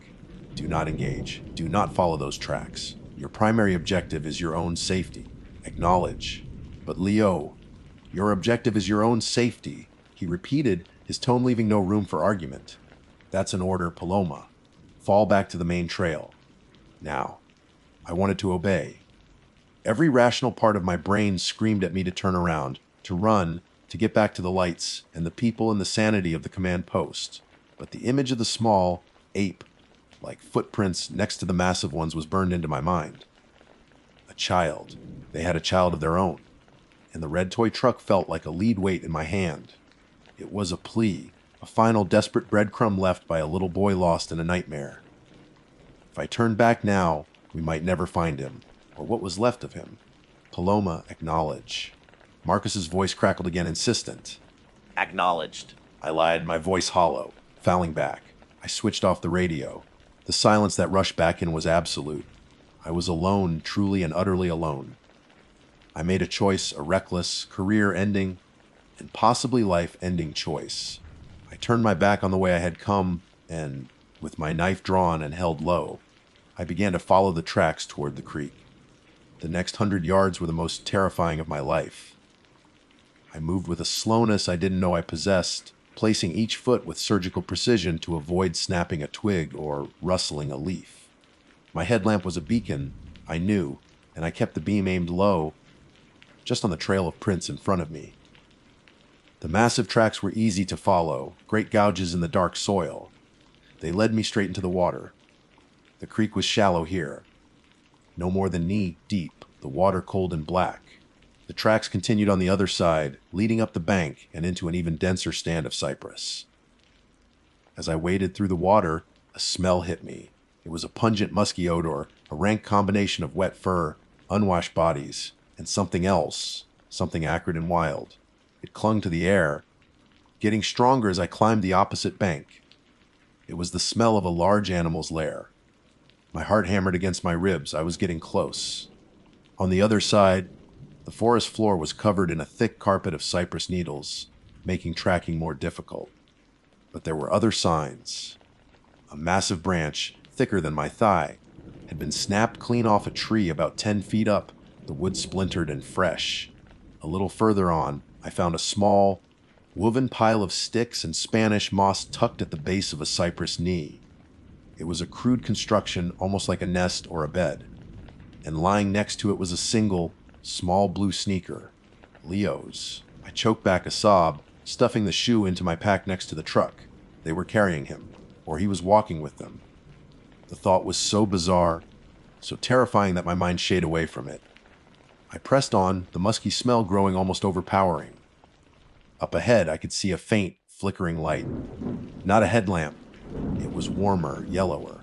It was a fire. Creeping forward, my back pressed against the immense trunk of a cypress, I peered around the edge. What I saw defied all logic, all reason. In a larger clearing, sheltered by a natural levee, a small fire crackled. Huddled around it were 4 figures. 3 of them were massive, hulking shapes covered in thick, dark hair, their bodies a powerful mix of human and ape. The largest one, the one whose tracks I had first seen, had its back to me. Its shoulders were immense, a solid wall of muscle. A smaller one, likely a female, was tending to the fire, poking at it with a stick. A third, a juvenile, was gnawing on something I couldn't identify. But it was the 4th figure that made my breath catch in my throat. It was the smallest of the creatures, the one whose tracks had so disturbed me. It was sitting slightly apart from the others, and it wasn't alone. Curled up next to it, wrapped in a tattered piece of what looked like deer hide, was Leo Martinez. He was alive, his eyes were closed, and he seemed to be asleep, his small chest rising and falling in a steady rhythm. The small creature, the Bigfoot jitter, was watching him with an expression of intense, childlike curiosity. It reached out a long, hairy finger and gently stroked Leo's hair. A wave of conflicting emotions washed over me, overwhelming relief, profound fear, and a disorienting sense of wonder. These things, these impossible creatures, they hadn't harmed him. They were protecting him, keeping him warm. As I watched, frozen in place, the smallest creature looked up. It didn't look at me, but past me, into the darkness. It let out a soft, questioning coo. The large female turned her head, her deep, set eyes scanning the shadows. Then the massive male turned. He didn't just turn his head, his entire upper body swiveled, and I felt the sheer, raw power in the movement. His face was a nightmare of leathery skin, a flat nose, and a heavy, prognathous jaw, and his eyes, dark and intelligent, locked directly onto my hiding place. He saw me. There was no sound, but I felt a sudden, crushing pressure in my mind, a wave of pure menace that was not a sound but a feeling, LAV. The command was absolute. The massive male rose slowly to his full, terrifying height, a silent, dark mountain of fur and muscle. He took a step towards me. The ground seemed to tremble. The female let out a low growl, bearing a set of yellow, formidable teeth as she moved to shield the two young ones. I didn't need a second warning. The spell was broken, replaced by a primal, all-consuming terror. I scrambled backwards, turned and ran. I crashed through the undergrowth with no thought for stealth, driven only by the instinct to survive. Behind me, a sound tore through the night, a deafening, full-throated roar that was a challenge, a warning, and a sentence of death all in one. It was the sound of a god of the swamp, and I had trespassed in its temple. I don't remember the run back. It wasn't a run in any conventional sense. It was a blind, panic-fueled flight through a world that had ceased to make sense. Branches whipped at my face, thorns tore at my clothes, and the cold swamp water splashed around my knees, but I felt none of it. My entire consciousness was filled with the echo of that roar and the silent, crushing weight of that psychic command LEAV. It was a violation, a mental trespass that was more terrifying than any physical threat. It wasn't just a warning, it was a display of dominance, a confirmation that I was a lesser being in its world, and I had been summarily dismissed. My lungs burned, and black spots danced in my vision. More than once, I stumbled and fell, my hands and knees sinking into the foul, smelling mud, but I scrambled up again instantly, propelled by pure adrenaline. I didn't dare look back. I didn't need to. I could feel the creature's presence behind me, a vast, looming shadow in my mind's eye. It wasn't chasing me. I knew with a strange certainty that if it wanted to catch me, I'd have been dead before I took my third step. It was simply watching, observing my pathetic, terrified retreat. By some miracle, I stumbled across the main search trail, a slightly wider path of packed earth that felt like a superhighway of civilization after the chaos of the deep swamp. Only then did the feeling of being watched recede, fading back into the general, oppressive watchness of the forest itself. I collapsed against a tree, gasping for air, my body trembling uncontrollably. My radio. I had to call Marcus. I fumbled for the radio again, my fingers clumsy and weak. Adler to command. I croaked, my voice unrecognizable. The response was instantaneous, sharp with worry. "What the hell is going on? We heard a roar on your open mic before you went silent. Sounded like a damn freight train. What was it? Are you all right?" "I'm okay," I lied, sucking in a ragged breath. "I'm back on the main trail, heading back to the Rendezvous Point." "What did you see, Adler? What was that sound?" I hesitated, the toy truck and the single sneaker in my pack suddenly feeling like they weighed 100 pounds. How could I explain? "I saw them. Marcus," I whispered into the radio. "And they saw me. I need to get back. We need a new plan. A very different plan." The trek back to the temporary command post we'd established felt endless. When I finally saw the glow of the lanterns and the silhouettes of my team, a wave of relief so powerful, it almost brought me to my knees, washed over me. Marcus met me at the edge of the light, his face a mask of grim concern. He took one look at my mud-caked, scratched, and terrified face and steered me towards a camp chair by the fire. "Talk to me," he said, his voice low. I took a long pull from the canteen he handed me, the water cooling my raw throat. Then I pulled the red truck and the blue sneaker from my pack and set them on the ground between us. Marcus stared at them, his jaw tight. "That's the boys," he stated, not a question. I nodded. "They have him, but he's alive. He's okay." I began to talk, the words tumbling out in a rush. I told him everything: the clearing, the impossible tracks, the smell, the broken branch, the nest, and finally the fire.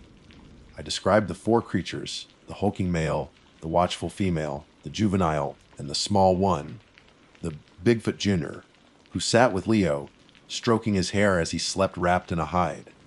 I described the feeling of the male's mental command, the raw power and intelligence in its eyes.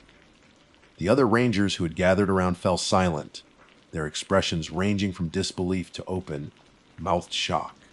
I expected Marcus to tell me I was exhausted, that I was hallucinating. Instead, he just kept staring at the little blue sneaker, his knuckles white as he gripped his knees. We can't go in with guns. I finished, my voice pleading. They haven't hurt him. They're protecting him.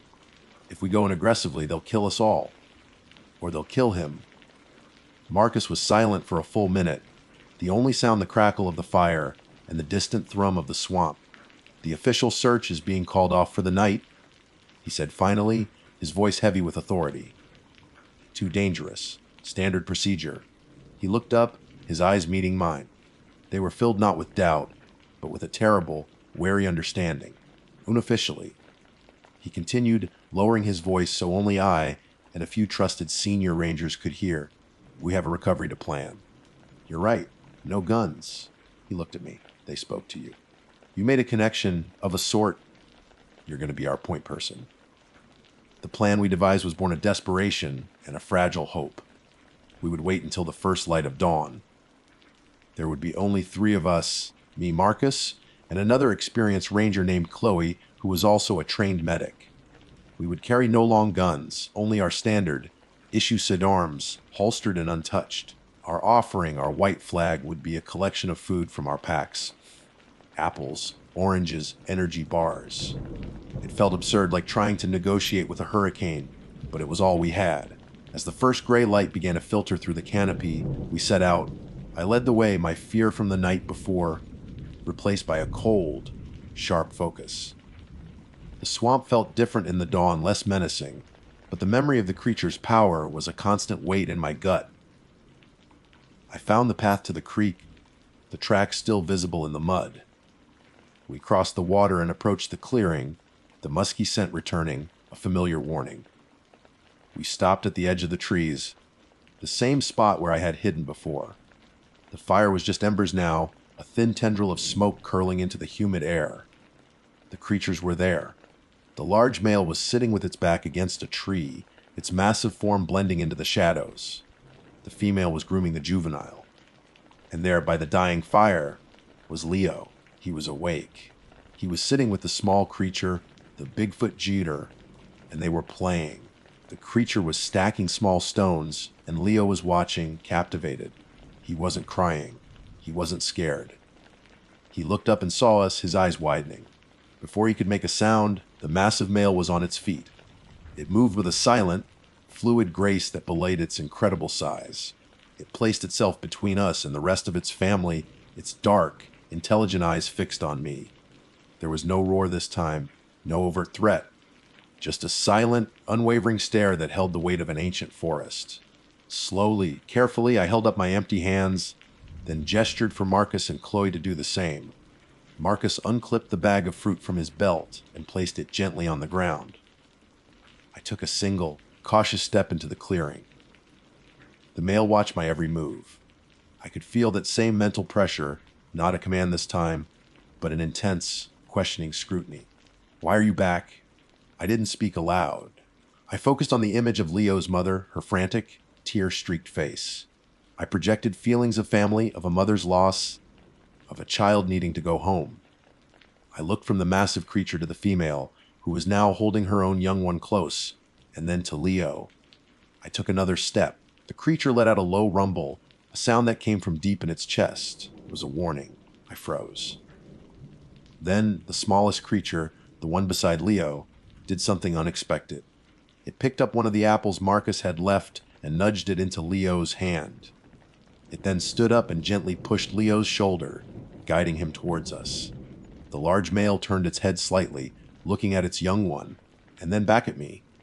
A long, silent moment passed.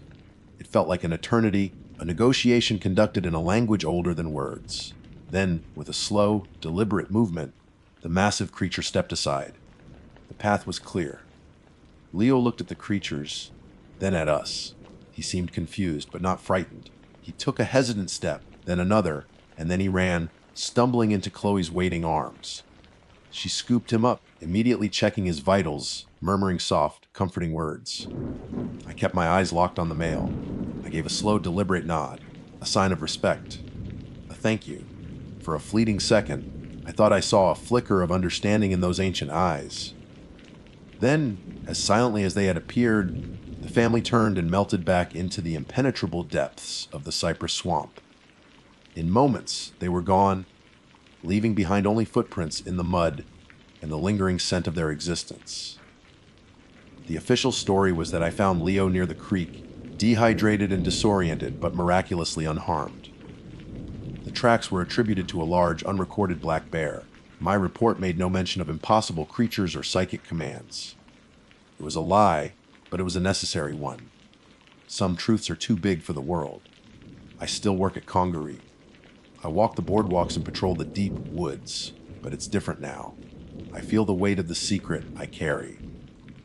Sometimes in the deepest, most remote parts of the swamp, I think I catch a whiff of that musky scent on the wind, or see a shadow that's too large, too quick to be a deer or a bear. I never follow. I know my place. I am a guest in their world, a world far older and stranger than we can ever comprehend. And I know that deep in the heart of the swamp, a 6-year-old boy once found not a monster, but a different kind of family, a different kind of guardian. And that is a truth I will carry with me to my grave. My name is Sylvan Van Dalen. For the last 12 years, I've served as a backcountry patrol ranger in the Great Smoky Mountains National Park. It's a title that sounds a bit more grandiose than the reality, which mostly involves clearing fallen trees from trails, checking on remote campsites, and occasionally reminding tourists that no, you cannot feed the bears. I'm a glorified groundskeeper with a badge and a radio, but I wouldn't trade it for anything. The mountains are in my blood. I grew up in their shadow, and I know their moods and their seasons better than I know most people. I've seen breathtaking sunrises that paint the misty peaks in hues of orange and violet, and I've weathered sudden, violent thunderstorms that turn the gentle streams into raging torrents. I am comfortable here, or rather I was. My patrol route that week took me deep into the Cataloochee Divide area, a rugged and less traveled part of the park. It's a place of steep ridges and deep, shadowed valleys where the old growth forests feel ancient and untouched. The air is thick with the scent of damp earth, hemlock, and decaying leaves. For 3 days, the patrol had been completely routine. I spoke to a handful of through hikers, all of them experienced and well prepared, and found the trails to be in good shape. The solitude was a welcome companion, the silence broken only by the chatter of a squirrel, the distant call of a hawk, or the whisper of the wind through the canopy. It was on the 4th day that things began to change. The day had been warm and clear, a perfect autumn afternoon. The leaves were at their peak, a riot of crimson, gold, and rust against the deep green of the pines. I was making my final sweep of a valley known as the Lonesome Chalice, a name given by old-timers for its cup-like shape and profound isolation.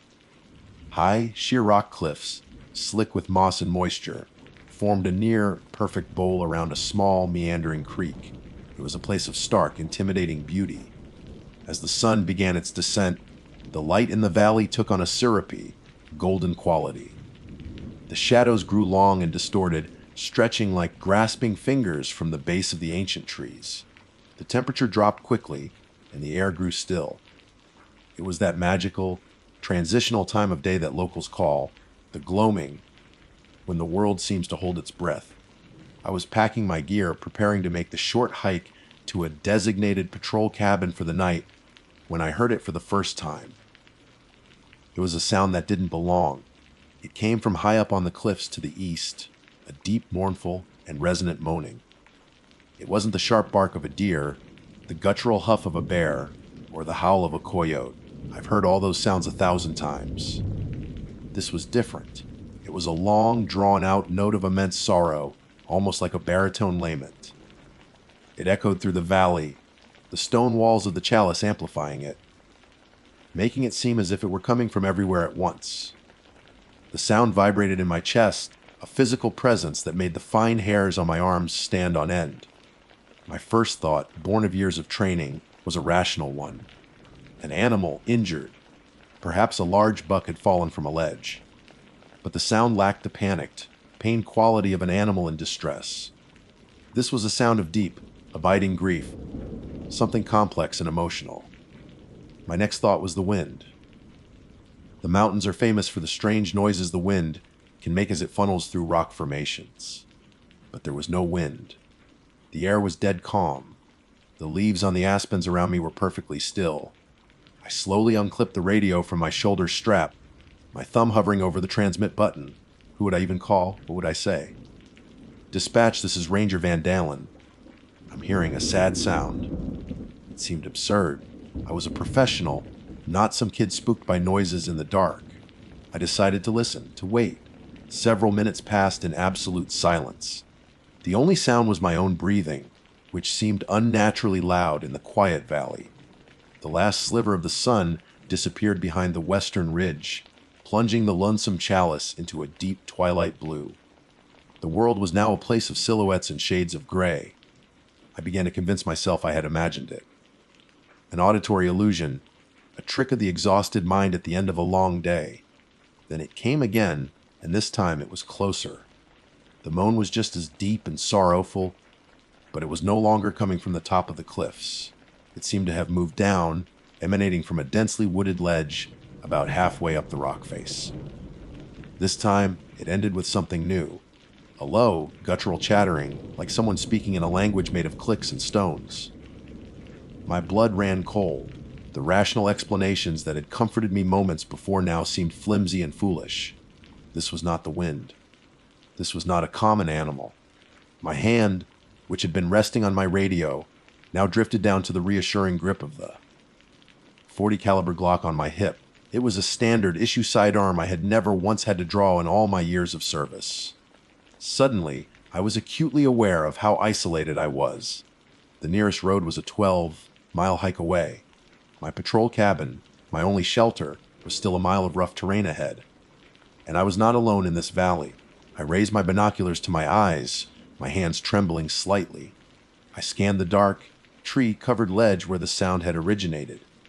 The glass pulled the indistinct shapes of the twilight into sharper focus, but all I could see were the trunks of ancient hemlocks and the dark clefts in the rock. I swept the binoculars back and forth, my heart hammering against my ribs. I was about to lower them, to dismiss it all and make a run for the cabin, when I saw a flicker of movement. High above the ledge, near the very top of the cliff face, a shape detached itself from the stone. It was silhouetted against the last pale glow of the sky, and for a heart-stopping second, my mind struggled to process what I was seeing. It was large, much larger than a man, with broad, powerful shoulders and long, dangling arms. It was covered in what looked like a thick, shaggy coat of dark hair that blurred its outlines. It stood on two legs, and for a fleeting moment it turned its head, and I had the distinct impression of a strangely man-like face, with deep, set eyes that seemed to stare down into the valley, to stare down at me. It was only a glimpse, no more than 3 or 4 seconds. Before I could fully comprehend the form, it took a surprisingly agile step sideways and vanished into a deep fissure in the rock, melting back into the mountain as if it had never been there at all. I stood frozen, the binoculars still pressed to my face, staring at the empty cliff. The air had grown bitingly cold. The friendly solitude of the wilderness had been stripped away, replaced by a raw and primal fear. The feeling of being watched was no longer a vague premonition, it was a certainty. My training, my experience, my intimate knowledge of these mountains, none of it could explain what I had just heard and seen.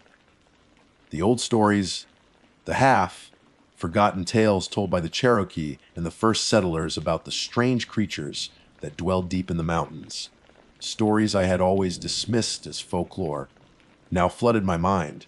I had come to this valley seeking peace. I had found something else entirely. Something ancient, something unknown, and something that was now aware of my presence. The night was just beginning. Panic is a cold, sharp thing. It doesn't scream, it suffocates. For how long I stood there, a statue of cooling flesh in the deepening gloom, I can't say. The binoculars felt fused to my hands, my eyes locked on the empty space where the creature had been. My mind, a frantic librarian, was scrambling through its catalog of everything I knew about the wilderness, every animal, every shadow, every sound. It found nothing. The card for a 7-foot tall, shaggy man-like being that moaned with human-like sorrow and vanished into solid rock was not on file. A jolt of pure adrenaline finally broke the paralysis. It wasn't a conscious decision. It was the lizard brain screaming Ron. I ripped the binoculars from my face, the strap catching on my ear, and shoved them violently into my pack. My hands were clumsy, fumbling with buckles and zippers that I could normally operate in my sleep. Every nerve ending was on fire. The feeling of being watched hadn't faded. It had intensified, become a physical weight pressing in from the darkness. The silence that followed the sighting was somehow worse than the moaning. It was an expectant silence, a predator's silence. My destination, the patrol cabin, was a little over a mile away.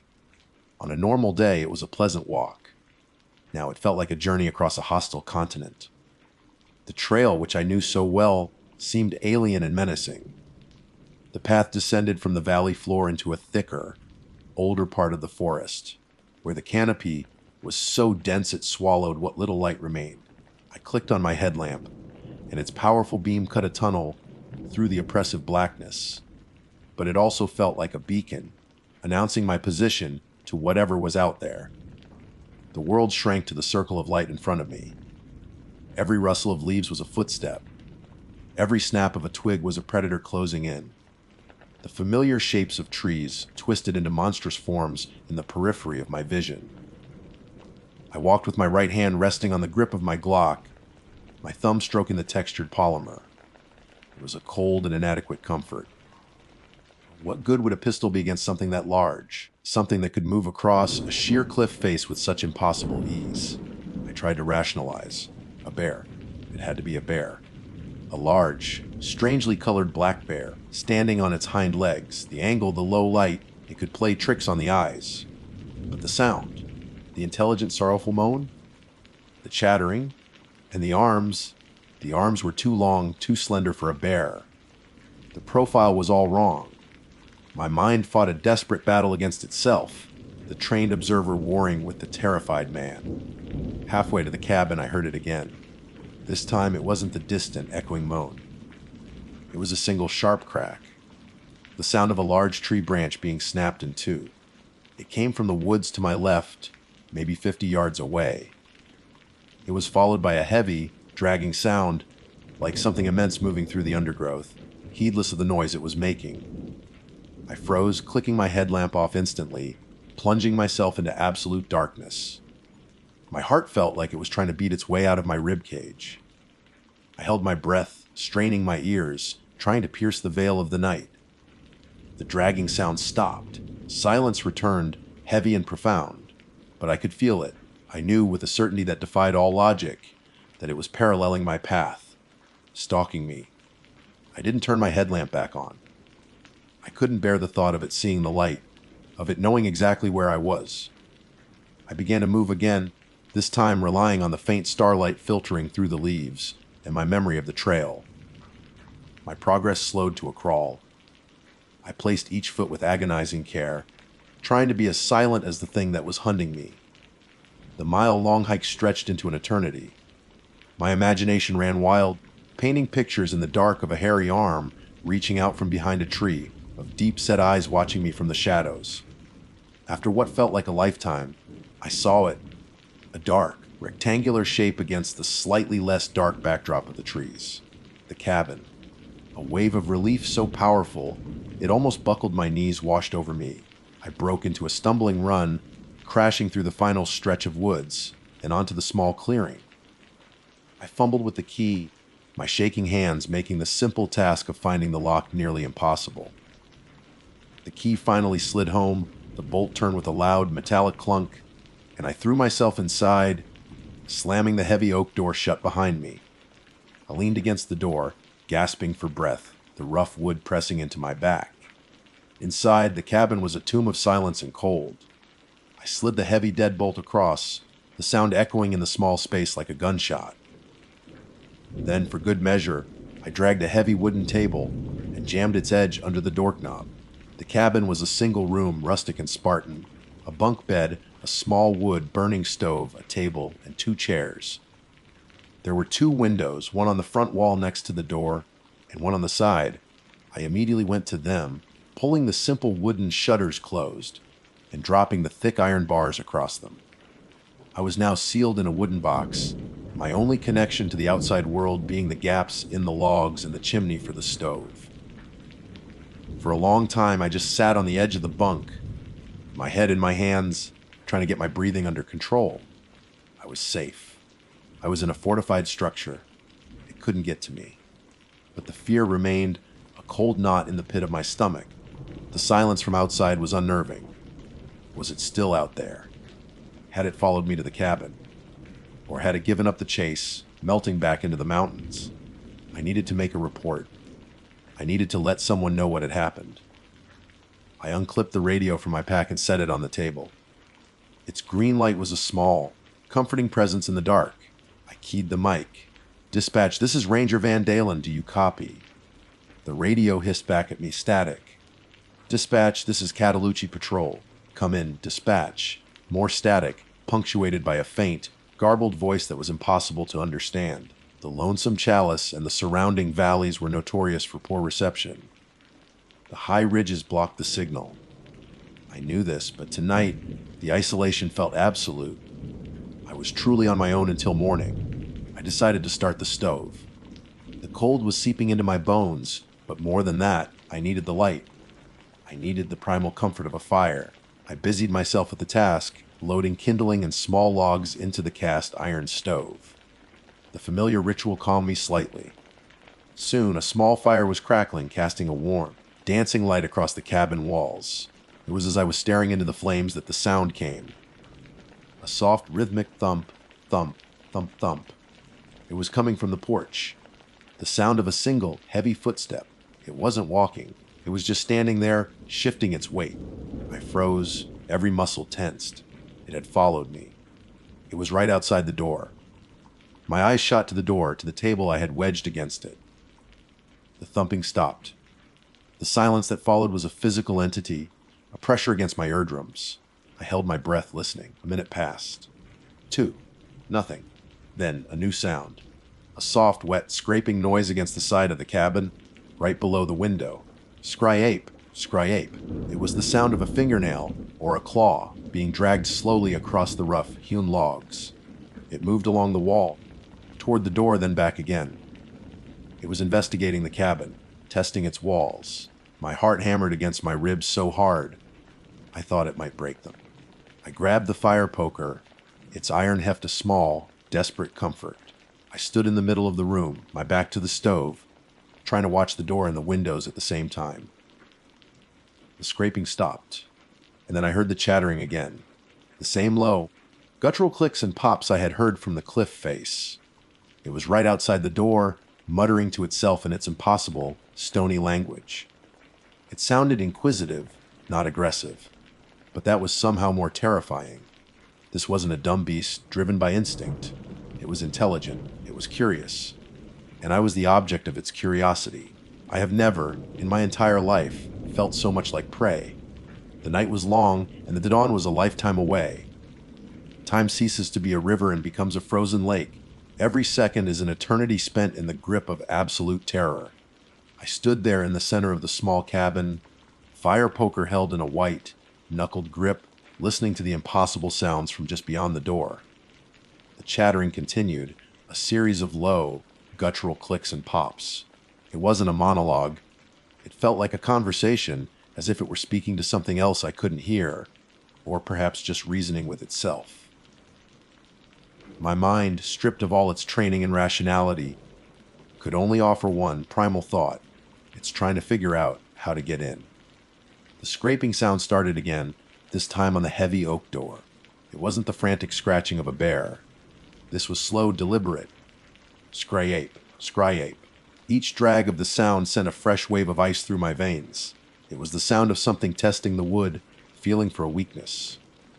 Then the doorknob began to rattle, gently at first, then with increasing violence. The heavy wooden table I had wedged against it shuddered with each frantic twist, its legs groaning in protest as they scraped against the floorboards. I backed away, stumbling over my own feet until my back was pressed against the stone chimney of the wood stove. The warmth was a stark contrast to the cold dread that had taken root in my soul. I watched the doorknob, mesmerized by its violent, metallic dance. This was an act of intelligent, focused aggression. A bear would have battered the door with its full weight. This thing was trying to manipulate the lock. Suddenly, the rattling stopped. The silence that fell was impossibly more terrifying. I strained my ears, my entire being focused on the thin wooden walls that separated me from it. A new sound began. A low, rhythmic thump, thump, thump against the base of the door. It wasn't trying to break it down. It felt more like a patient, menacing knock, or a heartbeat. The heartbeat of the monster on my porch. Then came the voice. "Help me." It was a whisper, a weak, raspy sound that barely carried through the thick wood. It sounded like a woman's voice, strained and full of pain. For a disorienting moment, my ranger instincts kicked in. A lost hiker, injured.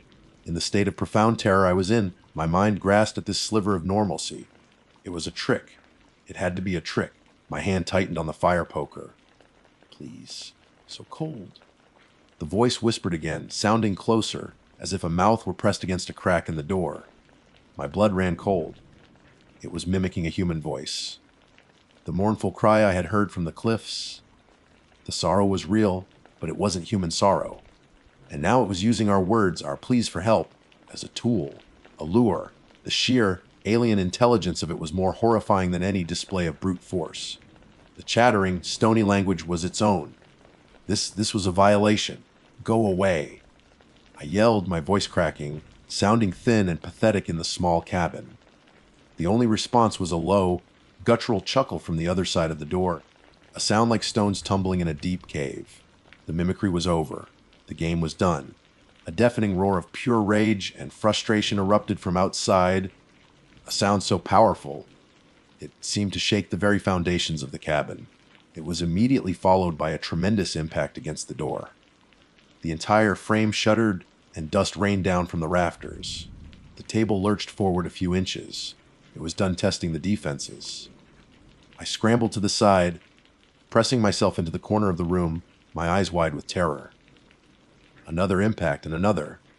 The heavy oak door bowed inwards, splinters of wood exploding into the cabin. The deadbolt was holding, but for how long? I could hear its heavy, grunting breaths between each blow, the sounds of a creature of immense power, exerting its full might. Then it shifted its attention. A thunderous crash came from the side window. I spun around to see the wooden shutter, barred with iron, vibrating violently. It was trying to pry it from the wall. I could hear the shriek of nails being torn from wood, the groan of the iron bar bending under an impossible strain. I was trapped in a wooden box that was slowly being torn apart. My gaze fell upon my service pistol, lying on the bunk where I had left it. The fire poker felt like a child's toy. With a surge of desperate resolve, I lunged for the bunk, snatched the Glock, and chambered around.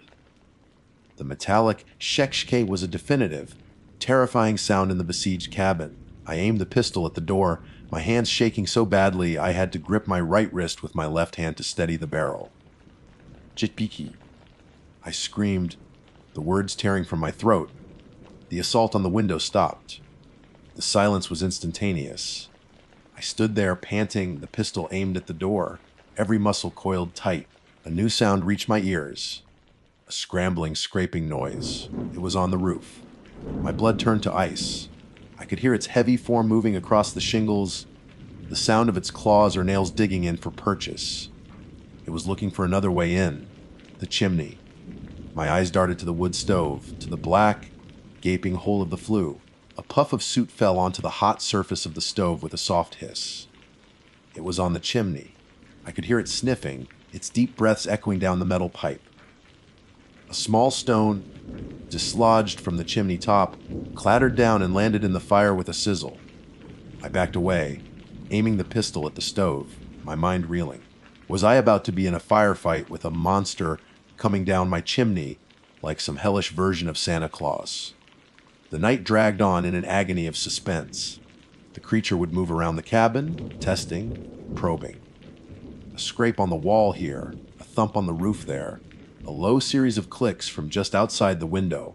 It never launched another full-scale assault, but it never left. It was waiting. It was patient. And I was its prisoner.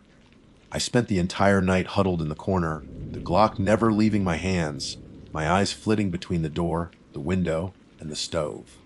The fire died down, and the cabin grew cold again, but I didn't dare move to add more wood. I just sat in the dark, listening, waiting for the dawn. And finally it came, not with a sudden burst of light, but as a slow, almost imperceptible lightening of the darkness. A faint, gray line appeared at the edges of the shuttered windows. The birds, silent for the entire night, began to sing their tentative morning chorus.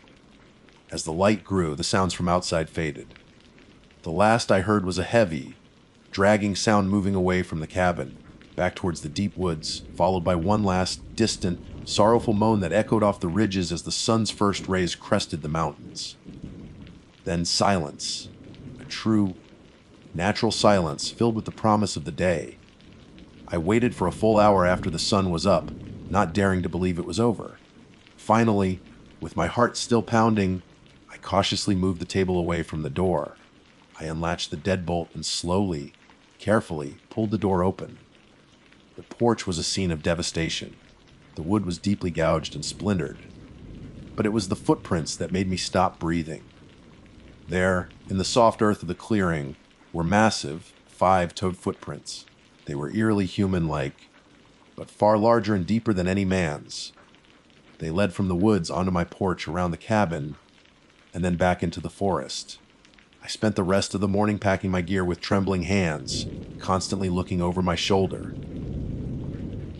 The hike back to my truck was the longest 12 miles of my life. Every shadow seemed to hold a lurking shape. Every sound was a potential threat. The familiar, comforting embrace of the mountains had been replaced by a knowing, ever-present fear. I never filed an official report. What could I say? That I was stalked by a creature from folklore. That I was tricked by a voice in the night. They would have sent me for a psychiatric evaluation, taken my badge, and put me on permanent leave.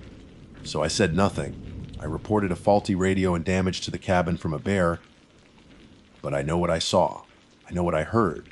My sanctuary has been violated forever. I still patrol these mountains, because it's the only life I know. But I never go back to the lonesome chalice. And sometimes, on a still evening, when the gloaming descends, I hear a faint, mournful sound on the wind, and I know that I am not alone. I know that the Boojum is out there watching from the high, rocky cliffs, a sorrowful, ancient king in its wild domain. My name is Nevis, and for the past 8 years, I have served as a park ranger with the National Park Service. My current posting is Voyageurs National Park, a sprawling labyrinth of interconnected waterways, ancient forests, and rugged Canadian shield rock that straddles the border between Minnesota and Ontario. It is a place of profound, almost severe beauty. In the summer, it's a vibrant tapestry of green and blue teeming with life. But in the winter, it transforms. The water freezes into vast, silent highways of ice, and the boreal forest falls under a heavy blanket of snow and a deeper, more profound silence. It is during these months that the park truly shows its teeth, and my duties shift from managing crowds of tourists to ensuring the integrity of this harsh, sleeping wilderness. Winter patrol is a different kind of work altogether. It's a job defined by solitude.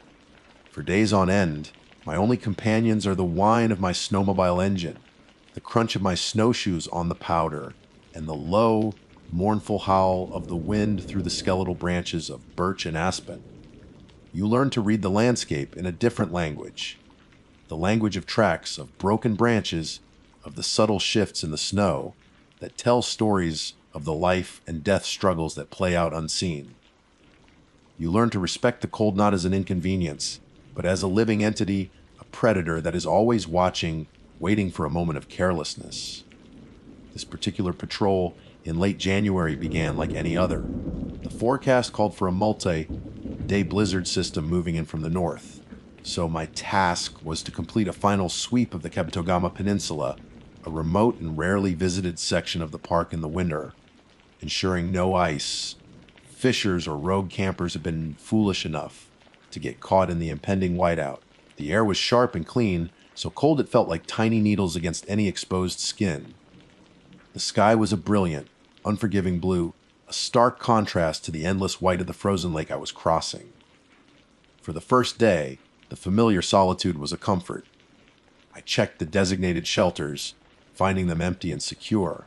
I scanned the tree lines for signs of human activity, seeing nothing but the elegant script of a fox's trail and the heavy, plodding prints of a moose. It was peaceful. It was exactly as it should be. The feeling of being the only human for 50 miles in any direction is a potent one. It can be terrifying, but it can also be liberating. On that first day, it was the latter. The unease began on the second day. I had made camp the night before in a small, sheltered cove, the silence of the woods absolute save for the crackle of my fire.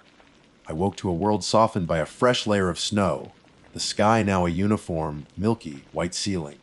The promised storm was gathering its strength. As I packed my gear, a sound drifted through the trees, a sharp, percussive crack. It wasn't the sound of a falling branch, which is more of a groan and a crash. This was a clean, violent snap, like a massive bone being broken. I paused, listening, my hand resting on the handle of the large knife I carry on my belt. The woods remained silent. I told myself it was just the ice, the immense pressure of the frozen lake adjusting its weight. But the sound had come from deep within the forest, not from the lake ice. I dismissed it, but a small, cold seed of anxiety had been planted. I pushed onward, heading deeper into the peninsula. An hour later, I found the first tracks. They were wrong. Utterly, fundamentally wrong. I've seen every kind of track this forest has to offer, from the delicate prints of a pine marten to the massive, clawed impressions of a black bear roused from its slumber. These were none of those. They looked vaguely human, but too long, too narrow. And they were deep, punched into the compacted snow with a weight that seemed disproportionate to their size. But the most disturbing feature was the stride. The distance between each print was immense, far longer than any man could leap, especially in deep snow. And alongside them, occasionally, was another mark, a sharp, pointed gouge, as if one foot was a hoof or a sharpened stake. My training, my very instinct as a ranger, screamed at me.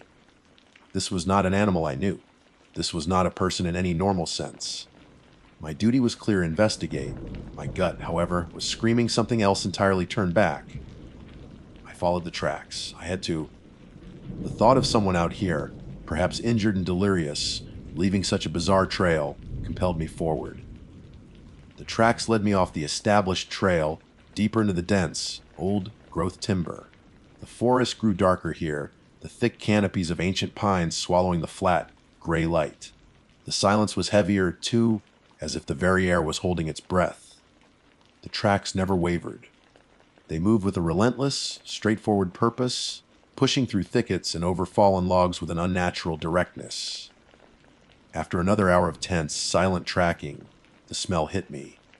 It was the smell of a fire long dead, of wet ash and something else. Something coppery and foul, the scent of old blood. My heart hammered against my ribs. I unholstered the flare gun I carry, its bright red plastic a jarring splash of color in this monochrome world. I clicked the safety off. The campsite was a scene of pure abject chaos. A high-quality, four-season tent was shredded, its bright yellow fabric ripped to ribbons, fluttering feebly in the rising wind.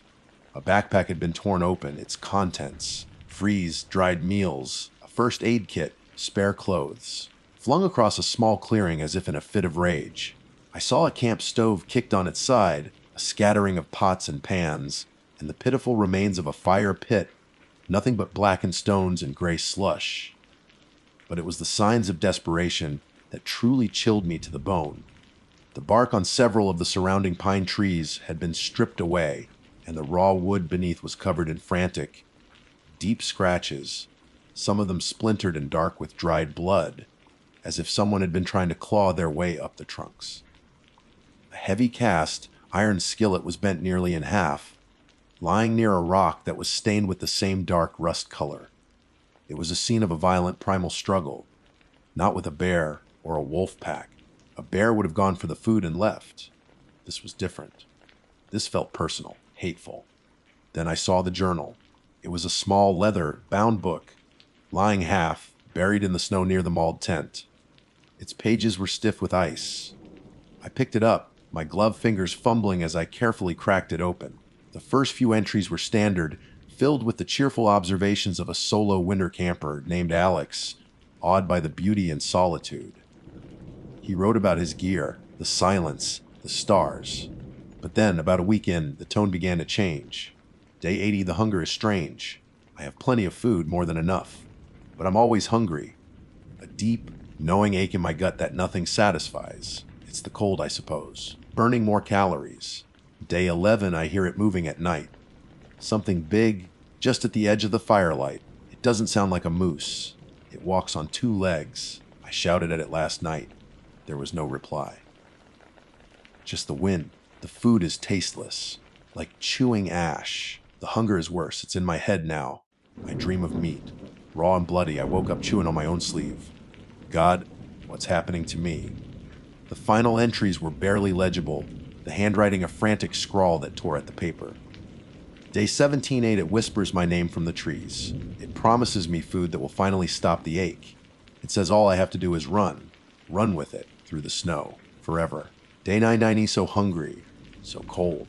My fingers look like sticks. My reflection in the pan, my eyes, oh God, my eyes, a deer in a trap. The last page just had two words, scratched over and over again until the pen had ripped through the paper. T-O-Tel. My blood ran cold. I slammed the journal shut, my mind reeling. This wasn't just a missing person. This was something else. This was a story I'd heard whispered by old-timers, a local legend the Anishinaabe people spoke of with a deep and solemn fear. A tale of a cannibal spirit born of starvation and desperation in the deep woods. The Wendigo. It was in that moment of horrified realization that I heard it. The same sound from that morning. A loud crackay of a breaking branch, but this time it was close. Dangerously close. My head snapped up. My eyes scanned the dense, shadowy tree line at the far side of the clearing, my breath misting in front of my face. The wind was picking up, sending flurries of snow swirling through the air, obscuring my vision. For a second there was nothing. Then the snow shifted, and I saw it. It wasn't a man. It wasn't a deer. It was a horrifying, blasphemous fusion of both. It was impossibly tall and skeletal, its gray, tight skin stretched over a frame of jutting bones. Its limbs were too long, bent at angles that were not natural. Its head was vaguely human, but crowned with a rack of small, gnarled antlers like dead branches. But the face, its eyes glowed with a faint, pale luminescence, and its mouth was a lipless slit pulled back in a rictus of eternal agony and hunger. It was there for only a heartbeat, a fleeting silhouette against the darkening woods. It saw me see it. The head tilted, and then it turned and fled, its long, emaciated legs carrying it into the deepening snow with that same unnatural, impossibly long stride. It didn't run like a man or an animal. It moved like a gust of wind, a phantom of the storm itself, and then it was gone. I stood frozen in the ruined campsite, the dead man's journal clutched in my hand, the flare gun feeling like a child's toy. The first heavy flakes of the blizzard began to fall. The stories were real, and I was alone in its hunting ground. For a long moment that stretched into an eternity, I was nothing more than a statue of ice and fear. My lungs refused to draw breath, and my heart felt like it had seized in my chest. The world had narrowed to the swirling snow where that thing had vanished. The image was burned on the back of my eyelids, the skeletal frame, the horrifying length of its limbs, the dead, branch antlers, and the lipless grin of pure malice. The camper's journal still clutched in my glove suddenly felt like a cursed object, its weight pulling me down into the nightmare. The words T-O-T-L echoed in my mind, no longer a frantic scrawl, but a stark, factual statement. A blast of wind, sharp with ice crystals, struck my face and shattered the paralysis. The blizzard was no longer gathering, it was here. The sky and the land were dissolving into a churning vortex of white. Visibility dropped to less than 20 feet. My training, the years of ingrained discipline, finally broke through the terror. Survive. That was the only imperative. Protocol investigation reporting, all of it evaporated. There was only one goal: get back to the snowmobile. Panic is a fire, you either control it, or it consumes you. I took a deep, shuddering breath that tasted of pine and impending doom. I shoved the journal deep into an inner pocket of my parka, zipped it tight, and turned my back on the violated campsite. I had to retrace my steps. It was my only hope. But as I looked for my own tracks, a fresh wave of dread washed over me. The swirling snow was already erasing them, softening their edges, knitting a smooth, featureless blanket over the path that had led me here. In minutes, they would be gone completely. I started moving, forcing my legs into a clumsy, plunging run through the deepening powder. Every snap of a twig, every moan of the wind in the trees, sent a jolt of adrenaline through me. My head was on a constant, panic swivel, my eyes straining to pierce the white curtain around me. The forest, once a place of solitude and peace, had become a cage of infinite, identical, snow-choked corridors. And I was not alone in it. I hadn't gone more than 100 yards when I heard it again, the sound of a breaking branch harsh. To my left, I spun around, raising the flare gun, its red plastic slick with melting snow in my grip. I saw nothing but a wall of white. I held my position, listening, my own ragged breathing loud in my ears. Silence. The wind howled, mocking me. Was it the creature, or was my mind, frayed by fear, simply turning the natural sounds of the storm into threats? I pushed on. A few minutes later, another Sirasque, this time to my right and closer. It was shadowing me, parallel to my path. The realization was a physical blow. It wasn't just a random encounter. It hadn't fled because it was scared of me. It had fled because the game had begun. It was hurting me, toying with me in the chaos of the storm. Then came the whispers. At first, I thought it was just the wind, the way it can sometimes mimic the sound of a human voice. But it was too clear. A faint, sibilant sound weaving through the gale. Nevis. I stopped dead, my blood turning to slush. It knew my name. How could it know my name? I hadn't spoken it aloud. I hadn't my mind flashed to the journal. The creature had whispered to Alex. It had promised him things. My hand went to the lump in my pocket. Was the journal some kind of link? Or was I simply going insane, the words on the page projecting themselves into the storm? So cold, the whisper came again. A perfect imitation of a man shivering. It was a lure, an attempt to prey on empathy. My rational mind knew it was a trick, but the insidious chill of it crept past my defenses. Suddenly, a strange and powerful sensation gripped me: hunger. It was more than the normal ache of a body burning calories to stay warm. This was a hollow, gnawing void in the pit of my stomach, a ravenous craving that felt alien and intrusive. It was exactly as the journal had described. I felt a wave of dizziness, my stomach cramping violently. I gagged, tasting bile. Was this its influence? A curse passed through proximity? Or was it just fear, the body's primal reaction to extreme stress? I didn't know, and that was the most terrifying part. I stumbled forward, my snowshoes feeling like lead weights. The world was a disorienting blur of white. I couldn't find my tracks anymore. I was lost. The whisper came again right behind me, as if spoken over my shoulder. Hungry, I screamed a raw, wordless cry of pure terror and spun around, firing the flare gun blindly into the whiteout. The projectile shot out with a thump hiss, carving a brilliant red trail through the storm before exploding with a loud pop. The snow around me was illuminated in a hellish, pulsating crimson light. And in that flash of red, I saw it. It was standing not 30 feet away, partially obscured by a thick pine tree. It was so tall its shoulders were level with the lowest branches. It wasn't looking at me with its glowing eyes.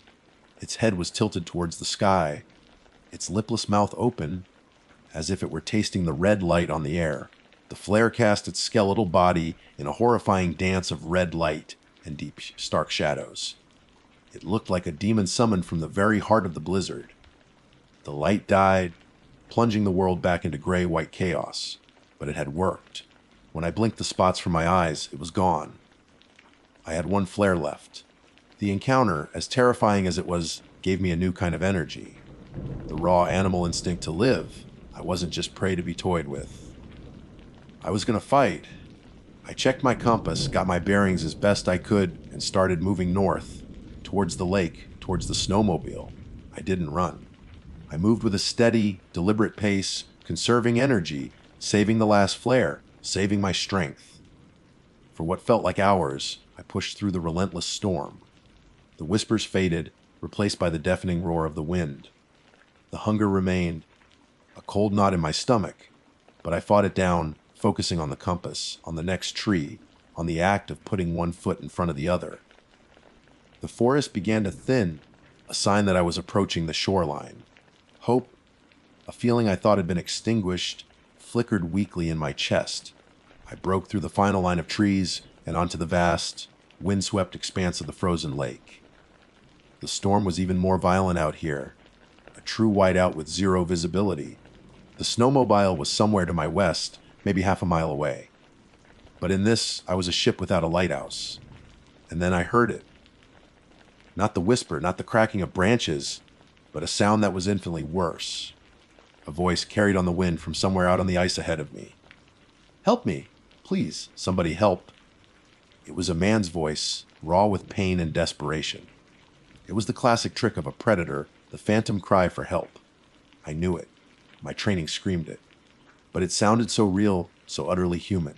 I'm over here! I've fallen through the ice! My leg is broken! Oh God, please! I stood at the edge of the trees, torn. Every rational part of my brain told me it was the creature, luring me out onto the exposed ice. But the sound of human suffering, real or not, is a hard thing to ignore. It is the very core of my job to help. What if it was real? What if another person was out here? Could I live with myself if I walked away? The hunger inside me surged, and with it, a horrible, intrusive thought, not my own, slithered into my mind meat. Wounded. Easy. I cried out, stumbling back, clutching my head. The thought was so vivid, so visceral, it almost made me vomit. This was its true weapon. Not its claws or its speed, but this insidious corruption of the mind. "Piles," the voice screamed, "closer now." I made my choice. I would not be lured. I turned west, keeping the tree line on my left as a guide, and began the final, desperate trek toward where I prayed my snowmobile was waiting. I ignored the cries, which grew more frantic, more pleading, before shifting into angry, guttural curses, and finally into a sound that was not human at all. A high-pitched, chittering shriek of pure rage that was swallowed by the gale. After an agonizing 20 minutes that felt like a lifetime, a dark shape began to resolve out of the white. The snowmobile. I had never seen a more beautiful sight. I scrambled towards it, my fingers numb and clumsy as I fumbled for the keys in my pocket.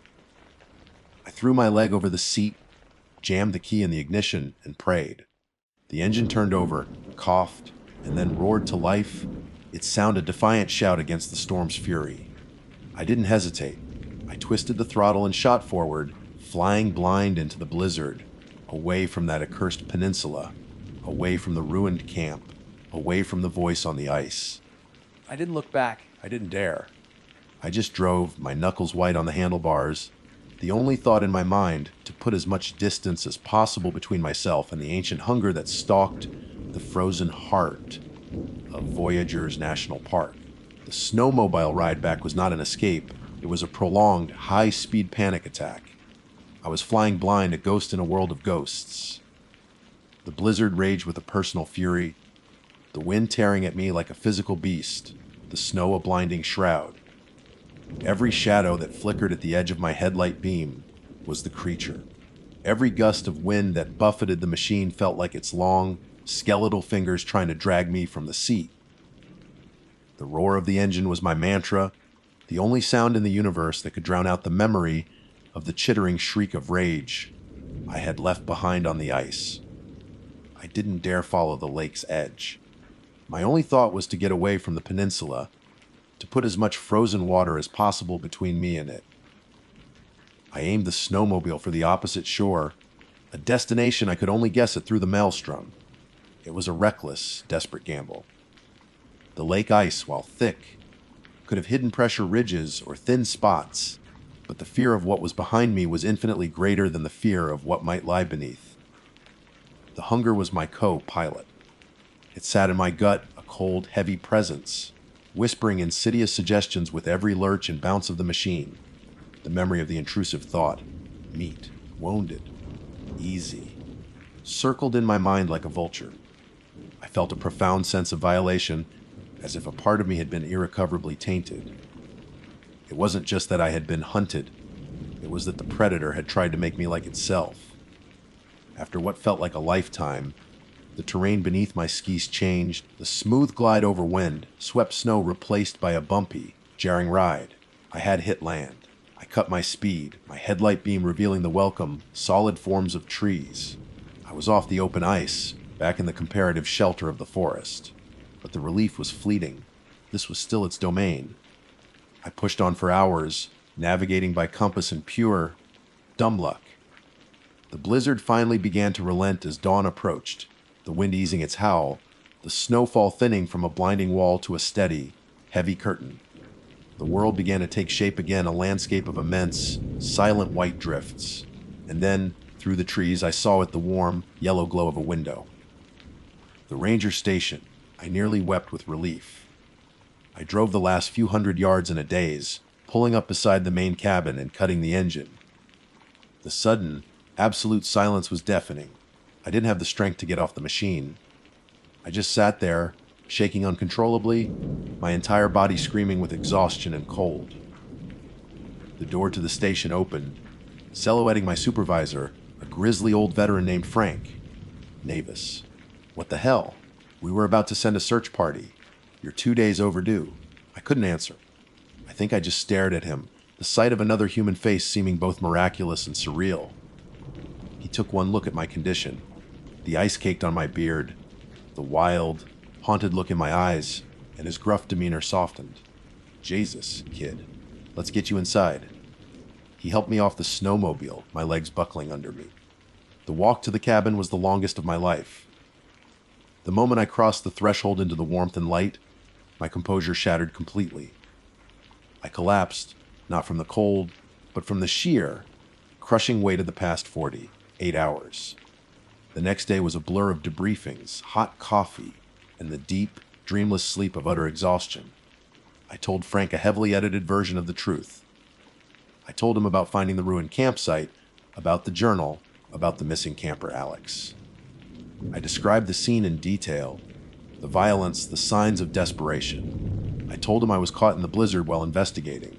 For cause of the campsite's destruction, I said, animal attack.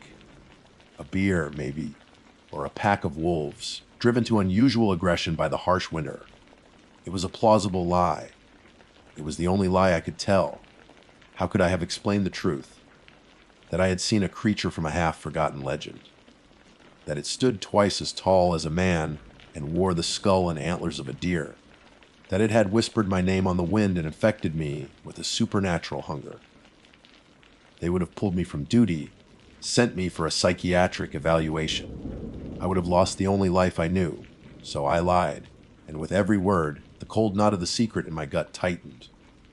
Frank accepted the story. He filed a report, missing person, presumed deceased. Evidence suggests an animal attack and subsequent exposure to the elements. A search team would be sent to recover the body once the weather cleared completely. Alex would become another statistic, another story of a lone adventurer who underestimated the unforgiving nature of the North Woods. His family would never know the true, horrifying nature of his end. The thought made me sick, but I didn't see another choice. That night, sleep did not come easy. I lay in my bunk, the warmth of the station feeling like a flimsy shield. The hunger was still with me. It was duller now, a background hum rather than a screaming void, but it was there, a persistent, unnatural craving. I ate a full meal, but it didn't touch the sides of this deeper, colder appetite. Unable to rest, I retrieved the journal from my parka. In the steady, electric light of my room, it seemed smaller, less menacing. I opened it again, my fingers tracing the frantic, final words. T-O-T-L. I read through the last entries again about the whispers, the gnawing hunger, the changing reflection. It was a perfect mirror of my own experience. I was not insane. It was then that I noticed something I'd missed in my panic state in the forest. In the margins of the last few pages, almost invisible against the paper, were faint, spidery pencil drawings. They were crude, shaky sketches, but their subject was unmistakable. It was a tall, stick, thin figure with impossibly long limbs. In each successive drawing, the figure became more detailed. Antlers sprouted from its head. Its hands elongated into something like claws. The final drawing was a horrifying portrait, the skeletal, antlered creature, its mouth a wide, dark slash, its eyes just empty sockets. Alex hadn't just heard it or sensed it. He had been watching it. Or perhaps he had been sketching the thing he felt himself becoming. A wave of nausea washed over me. I slammed the journal shut and shoved it to the bottom of my footlocker, burying it beneath spare uniforms and boots. It was poison. It was a carrier of the curse. Weeks have passed since that day. The search party found the campsite just as I had left it. They found remnants of Alex's gear, but of his body, there was no trace, not a single bone. Not a single drop of blood. It was as if the forest had swallowed him whole. The official explanation was that scavengers had carried him off. I knew better. There would be nothing to scavenge. I am back on duty, but everything is different. The park I once loved, my sanctuary of solitude and beauty, now feels like a prison. When I look out at the silent, snow-covered forest, I don't see peace. I see a curtain behind which unimaginable things wait. Every shadow seems too long. Every gust of wind sounds like a whisper. The legend of the Wendigo is no longer a story to me. It is a memory. I have not returned to the Cabotagama Peninsula. I have told Frank I never will. He thinks it's a trauma response to finding the campsite. He doesn't understand that it is not what I found there that terrifies me. It is what I brought back. The hunger has not left me. It is a part of me now, a cold ember that glows in the dark, quiet hours of the night. Sometimes I catch my reflection in a window, and for a fleeting, heart-stopping second, my own eyes look alien to me, wide and dark, like those of a cornered animal. I escape the blizzard. I escape the forest. But I am not sure I truly escaped the Wendigo. I am left with a chilling, constant question, did I just run from the monster, or did I carry a splinter of it away with me? And on the coldest nights, when the wind howls just so, I wonder if it is still out there, waiting patiently, knowing that a part of it is already inside me. My name is Ryder, and for the last 12 years, I've had the distinct privilege and occasional curse of wearing the uniform of the National Park Service. It's a job that most people romanticize. They picture crisp mornings by serene alpine lakes, majestic bison grazing in golden fields, and evenings spent under a blanket of stars so thick you could read by their light. And sometimes it is exactly that. I've seen sunrises that could make a grown man weep, and stood in forests so ancient and quiet you could feel the planet breathing. But there's another side to this job, a side that doesn't make it onto the postcards. It's the side that involves search and rescue operations that end in silence, the grim paperwork that follows, and the long, lonely patrols in places where nature isn't just beautiful, but actively hostile. My station is in the Alvord Desert Conservation Area, a vast, unforgiving expanse of cracked earth, sun-scorched rock, and shimmering heat waves in southern Oregon. It's a place of stark, brutal beauty, where survival is a matter of respecting the sheer, overwhelming power of the elements. This particular story begins with a routine assignment, the kind I'd done a dozen times before, a 2-week solo rotation at Whispering Rock Outpost. It's our most remote monitoring station, a tiny metal and cinder block carbuncle situated deep in a basin that the summer sun turns into a convection oven. The official purpose of the outpost is to monitor seismic activity, track seasonal wildlife patterns, and serve as an emergency way station for any personnel working in the deep sector. Unofficially, it's a test of endurance. 2 weeks of total isolation with nothing but a high, frequency radio for company. The drive out there is the first stage of the decompression, or perhaps the compression. You leave the paved highway, then the gravel county road, and finally you're on a barely there dirt track that snakes for 50 miles through the desolation. Cell service vanishes within the first 10 minutes. The landscape flattens and empties, the colors bleaching out under the relentless sun until it's all just shades of beige and glaring white. The only signs of life are the dust devils that dance across the alkali flats like tormented spirits. I arrived at Whispering Rock in the mid-afternoon. The heat was a physical blow. Opening the truck door felt like opening a blast furnace. The air was a searing, solid thing that smelled of dust and hot metal. The outpost was exactly as I'd left it 6 months prior, a small, squat building with a corrugated metal roof, a large water tank, a solar array, and a backup diesel generator. A flimsy wire fence, intended more as a psychological boundary than a physical one, encircled the small compound. The first day was all procedure. Unpack supplies, check the water tank levels, full, test the solar array, charging perfectly, fire up the generator for a 30-minute maintenance run. It coughed to life with a familiar, reassuring roar, then settled into its rhythmic chug. I ran a check on the radio, calling into the main ranger station. Sierra, 9. This is Ranger Ryder at Whispering Rock. Radio check, over. The reply came back through a hiss of static, distant but clear. Loud and clear, Ryder. Welcome to your little slice of paradise. All quiet on your end. All quiet, Sierra 9. Just me and the sun. We'll check in again tomorrow at 1800. Ryder out. That first night, the silence was absolute. Once the generator was off, the only sound was the faint hum of the inverters for the scientific equipment and the soft whisper of the wind that gave the outpost its name. The stars were magnificent, as always, a glittering, silent audience to my solitude. I ate a can of chili, read a few chapters of a worn paperback, and fell into a deep, dreamless sleep. The second day, the heat ratcheted up. The digital thermometer on my watch read 112 degrees Fahrenheit in the shade of the outpost's small awning. The air itself seemed to vibrate. I spent the day doing my rounds, taking geological readings, inspecting the perimeter, and logging data into the station's tough book. It was monotonous, mind-numbing work, punctuated only by the constant need to drink water. You don't wait until you're thirsty out here. You drink on a schedule, forcing down lukewarm, plastic-tasting water until you feel bloated. Dehydration is an insidious enemy. It creeps up on you, clouding your judgment long before you realize you're in trouble. By the evening of the third day, the edges of my world were starting to feel thin. The profound isolation was no longer a novelty. It was a presence. A weight. My sleep had been restless, fragmented by the oppressive heat that lingered long after the sun had set. I found myself having brief, vivid daydreams, my mind wandering off on strange tangents before I'd snap back to reality.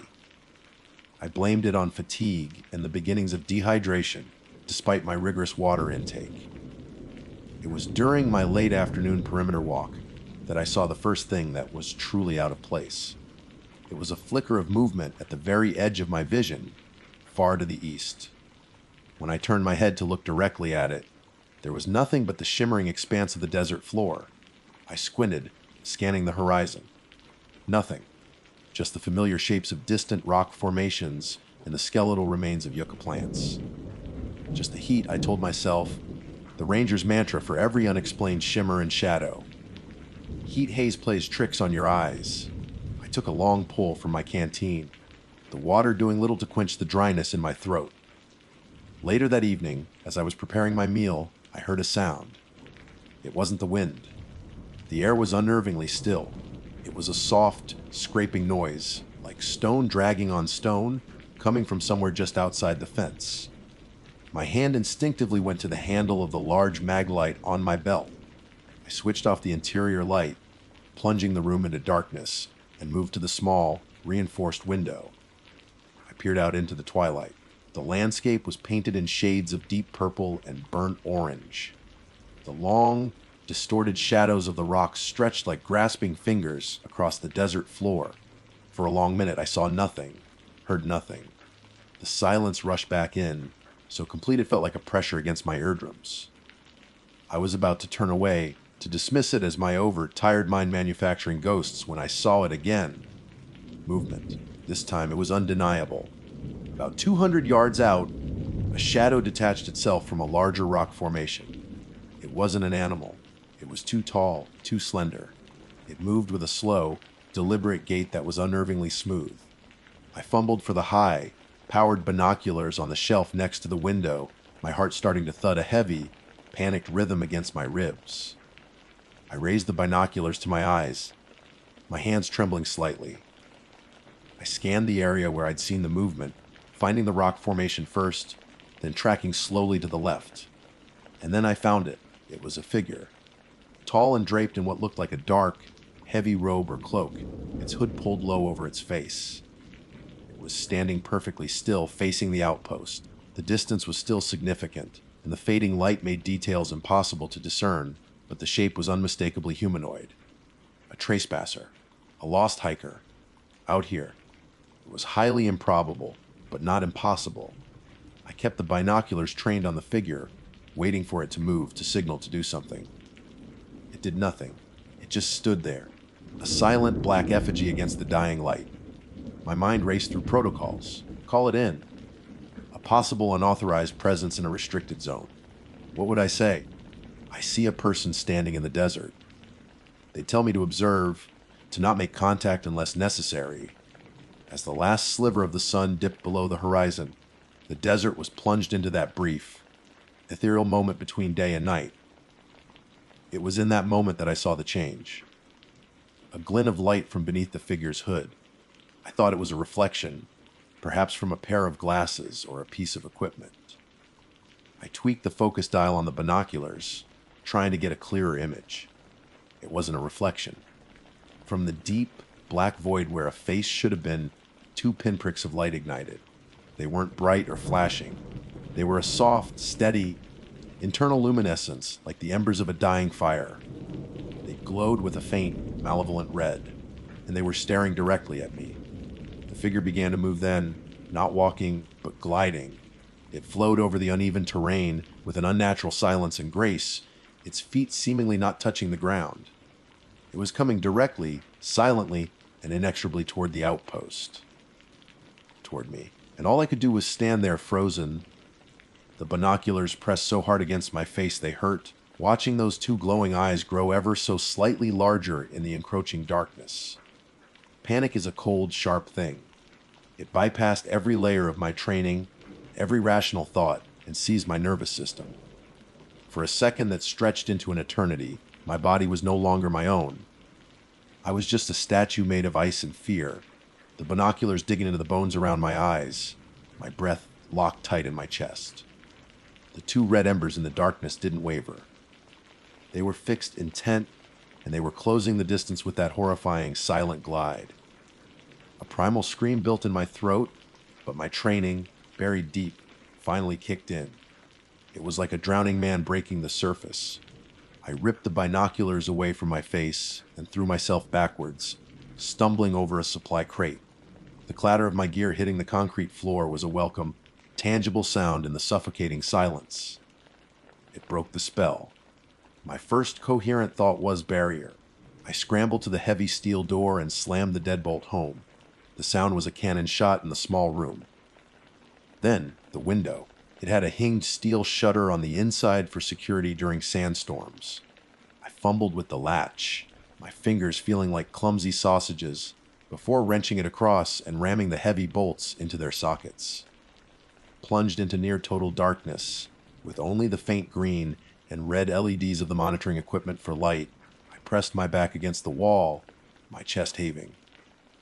My heart was a frantic drum against my ribs. Okay, Ryder, breathe, analyze. What had I seen? A figure, hooded, gliding, with glowing eyes. Every word that formed in my mind screamed impossible. This was the desert. People don't glide.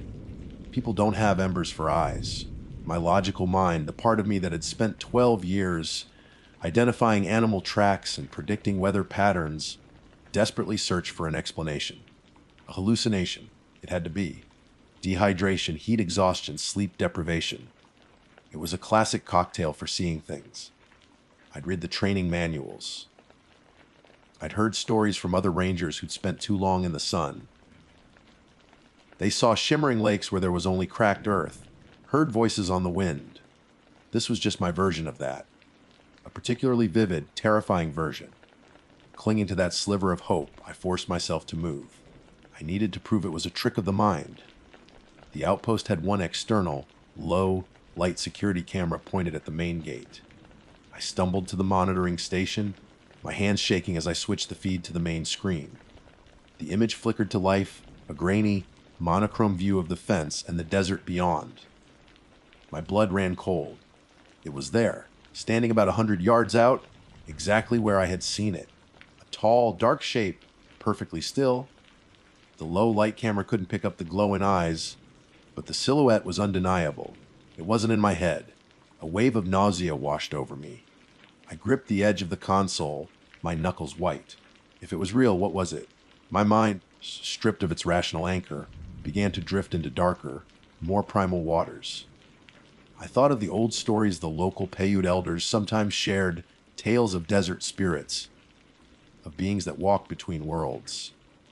The Park Service politely called it folklore. But standing here, bathed in the eerie glow of the monitor, with that thing standing vigil outside, the folklore felt terrifyingly real. I had to call it in. Protocol demanded it. But what could I possibly say? Sierra at 9, this is Ryder. There's a spooky ghost outside my fence. They'd pull me for a psych evaluation so fast my head would spin. My career would be over. I'd be the laughingstock of the entire service. Ranger Ryder's desert demon. I grabbed the radio handset, my palms slick with sweat. I had to try. I had to sound calm. Sierra, 9, this is Ryder at Whispering Rock. Come in over. The static hissed for a moment before the familiar voice answered. Go for Sierra, 9 Ryder. Something wrong. You're not due for check-in. I swallowed, trying to moisten a throat that had turned to sandpaper. Just a query, Sierra at 9. Are you tracking any unauthorized vehicles or personnel in my sector? Over. There was a pause. I could almost hear the clicking of a keyboard. Negative, Whispering Rock. The sector is clear. Satellite shows nothing but you and a whole lot of dirt. Why do you ask? Everything okay out there? Here it was. The moment of truth. I could tell them. Or I could protect myself. My professional pride, my sanity won out. Affirmative, Sierra 9. Everything is fine. Just thought I saw something on the horizon. Must have been the heat. Long day. Ryder out. Copy that, Ryder. Stay hydrated. Sierra, 9 out. The click of the radio ending the transmission was the loneliest sound I had ever heard. I was completely, utterly on my own. I turned back to the monitor. The figure hadn't moved. It was a statue of pure menace, its presence a suffocating weight on my soul. The night was the longest of my life. I didn't sleep. I couldn't. I sat in the single chair, the 12-gauge pump action shotgun from the station's emergency locker resting across my lap. I drank water mechanically, not because I was thirsty, but because it was part of a routine that felt like it belonged to another lifetime. For hours, I did nothing but switch between the camera feed and staring at the bolted steel door, listening. The silence was a new kind of enemy. Before, it had been peaceful. Now, it was pregnant with threat. Every faint creak of the building settling, every whisper of wind finding a crack in the window shutter, was the sound of its approach. The name of the outpost, Whispering Rock, had become a cruel joke. I started to hear them, the whispers. Soft, sibilant sounds at the very edge of hearing. They weren't words, just formless, malicious hisses that seemed to slide around the room. I knew it was my mind breaking down, but that knowledge offered no comfort. Dawn arrived not with relief, but with a new kind of dread. The rising sun illuminated the landscape, chasing the long shadows away. I scrambled to the monitor, desperate to see the thing vanish with the night. It hadn't. It was still there, a black hole in the searing daylight, seemingly unaffected by the blistering sun. Day 4 was a blur of paranoid agony. The temperature soared to 115 degrees. The inside of the outpost became a sweltering box. I couldn't go outside. I couldn't do my rounds. I was a prisoner, a All I could do was watch the monitor and drink water, my mind slowly unraveling. The figure never moved. It just stood watching, waiting. For what?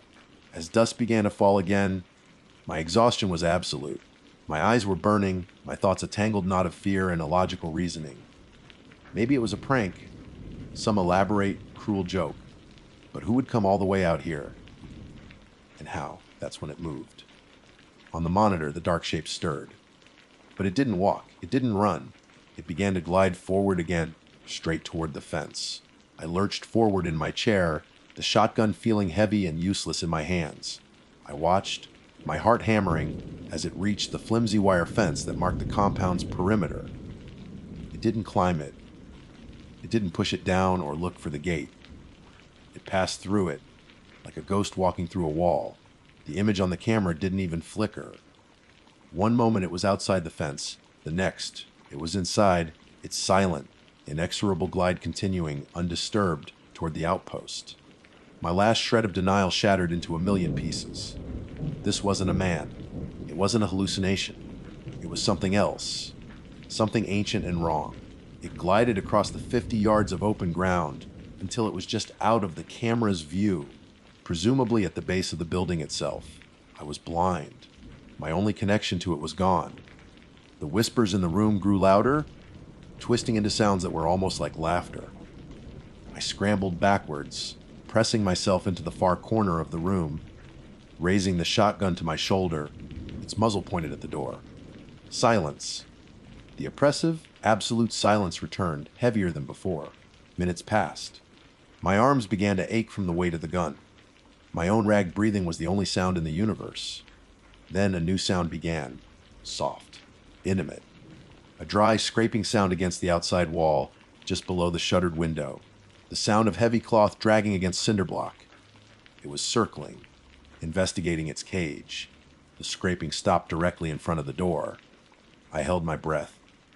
My finger was tight on the trigger, and then came the sound that finally broke me. Tap. A single soft, almost polite tap on the center of the reinforced steel door. Tap. Tap. It knew I was inside, and it wanted to come in. The sound of that tapping, so delicate and precise against the thick steel, was the sound of my sanity finally shattering. The shotgun in my hands felt like a useless toy. What good is a spray of buckshot against something that can walk through fences and doesn't make a sound? My mind, in a desperate act of self-preservation, retreated. The world narrowed to the bead sight on the end of the barrel, the cold metal of the stock against my cheek, and the door. I didn't move. I didn't breathe. I was no longer a park ranger. I was a cornered animal waiting for the predator to make its final move. The seconds dripped by like molasses. 10 seconds, 30. A full minute. The tapping did not come again. Instead, a new sound began. It was a low, resonant hum, so deep I felt it in the concrete floor and up through the soles of my boots. It was a sound that vibrated with immense power, like a colossal engine idling just on the other side of the wall.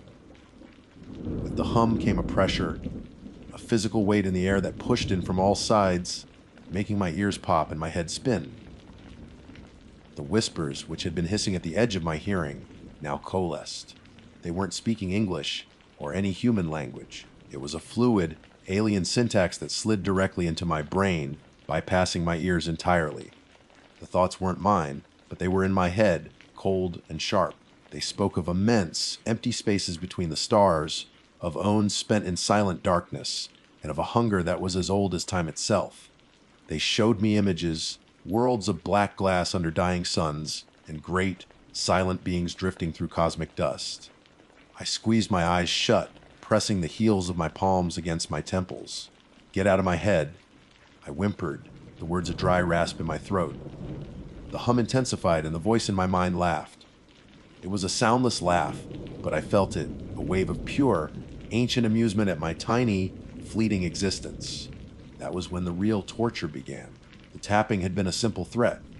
This was an invasion. The entity outside wasn't just trying to get into the outpost, it was trying to get into me. For hours, I was trapped in that psychic siege. The humming never ceased. The voice in my head showed me things. It dredged up my deepest fears and regrets. replaying them with cruel clarity. I saw the faces of the people we'd failed to rescue, their lost, accusing eyes staring at me from the shadows in the corner. I heard my father's disappointed voice from 20 years ago, as clear as if he were in the room. It was a systematic, psychological dismantling. Sometime before dawn, a new sound cut through the high-frequency squawk of the radio. Whispering Rock, this is Sierra 9, radio check, over. It was the scheduled 0600 call. Hope, fierce and desperate, surged through me. I scrambled for the handset, my legs tangled in the chair. Sierra 9! I hear you! I yelled, my voice cracking. Listen to me! I have an emergency! There's something here! It's outside! It's... The radio hissed violently. The voice of the dispatcher was replaced by the cold, calm voice inside my head. They cannot help you. They are meat. They are dust. Their understanding is a pinprick of light in an infinite darkness. On the radio, all that came out was a burst of screaming static. Ryder. Ryder, you're breaking up. All I'm getting is static. Is your comms equipment functioning? Over. I tried to speak again, but my throat wouldn't work. The voice in my head was overwhelming, drowning out my own thoughts. I could only listen as the dispatcher tried a few more times before signing off, his tone laced with concern. We'll log it as an equipment malfunction. Try to get it working, Ryder. Sierra, 9 out. The link was cut. I had been offered a lifeline, and the entity had snatched it away. I let the handset fall from my nerveless fingers, and for the first time, I began to weep. Not out of fear, but out of sheer, hopeless despair. The sun rose on the 5th day. I was a wreck. I hadn't slept in what felt like a century. My water was low, and the thought of food was repulsive. I was beyond terror now, floating in a numb sea of exhaustion. The hum had finally subsided, but the presence remained, a palpable stain on the air. I knew, with a certainty that chilled me to my core, that it was still right outside the door. Waiting, my training fought its way through the fog. Survival. That was the core imperative. I couldn't stay here. The water would run out. My mind would completely disintegrate. There was only one option, one insane, suicidal long shot at the truck. It was parked 30 yards from the door. 30 yards of open ground. A plan, brittle and desperate, formed in my shattered mind. I would wait until noon, when the sun was at its most brutal. Maybe the light and heat would have some effect on it. Maybe it would give me a precious second's advantage. I would take the shotgun, a single canteen of water, and run. I wouldn't look back. The hours until noon were the quietest. The whispers had faded. The hum was gone. It was as if the desert itself was holding its breath. I used the time to prepare, my movements slow and clumsy. I checked the shells in the shotgun. I filled my last canteen. I stood by the door listening. There was nothing. At precisely 1200, according to my watch, I took a deep breath. It was now or never. I didn't allow myself to think. I acted on pure animal instinct. I threw the 3 deadbolts on the door. The sound was like thunderclaps. I ripped the door open and burst out into a world of white fire. The heat was breathtaking, a physical force that stole the air from my lungs. The glare was so intense I was momentarily blinded. As my vision swam back into focus, I saw it. It was standing halfway between me and the truck, as if it knew exactly what I planned to do. It wasn't a man in a cloak. The robe it wore seemed to be woven from shadows, a piece of the night that had refused to burn away in the daylight. It absorbed the sunlight, creating a pocket of impossible darkness in the searing noon. The air around it warped and shimmered, not with heat, but with a cold that was visible. And the face, I saw the face. Under the hood was not a man, but a void. A deep, starless blackness that was the shape of a human head, and in that void, the 2 red embers of its eyes burned with a cold, ancient intelligence.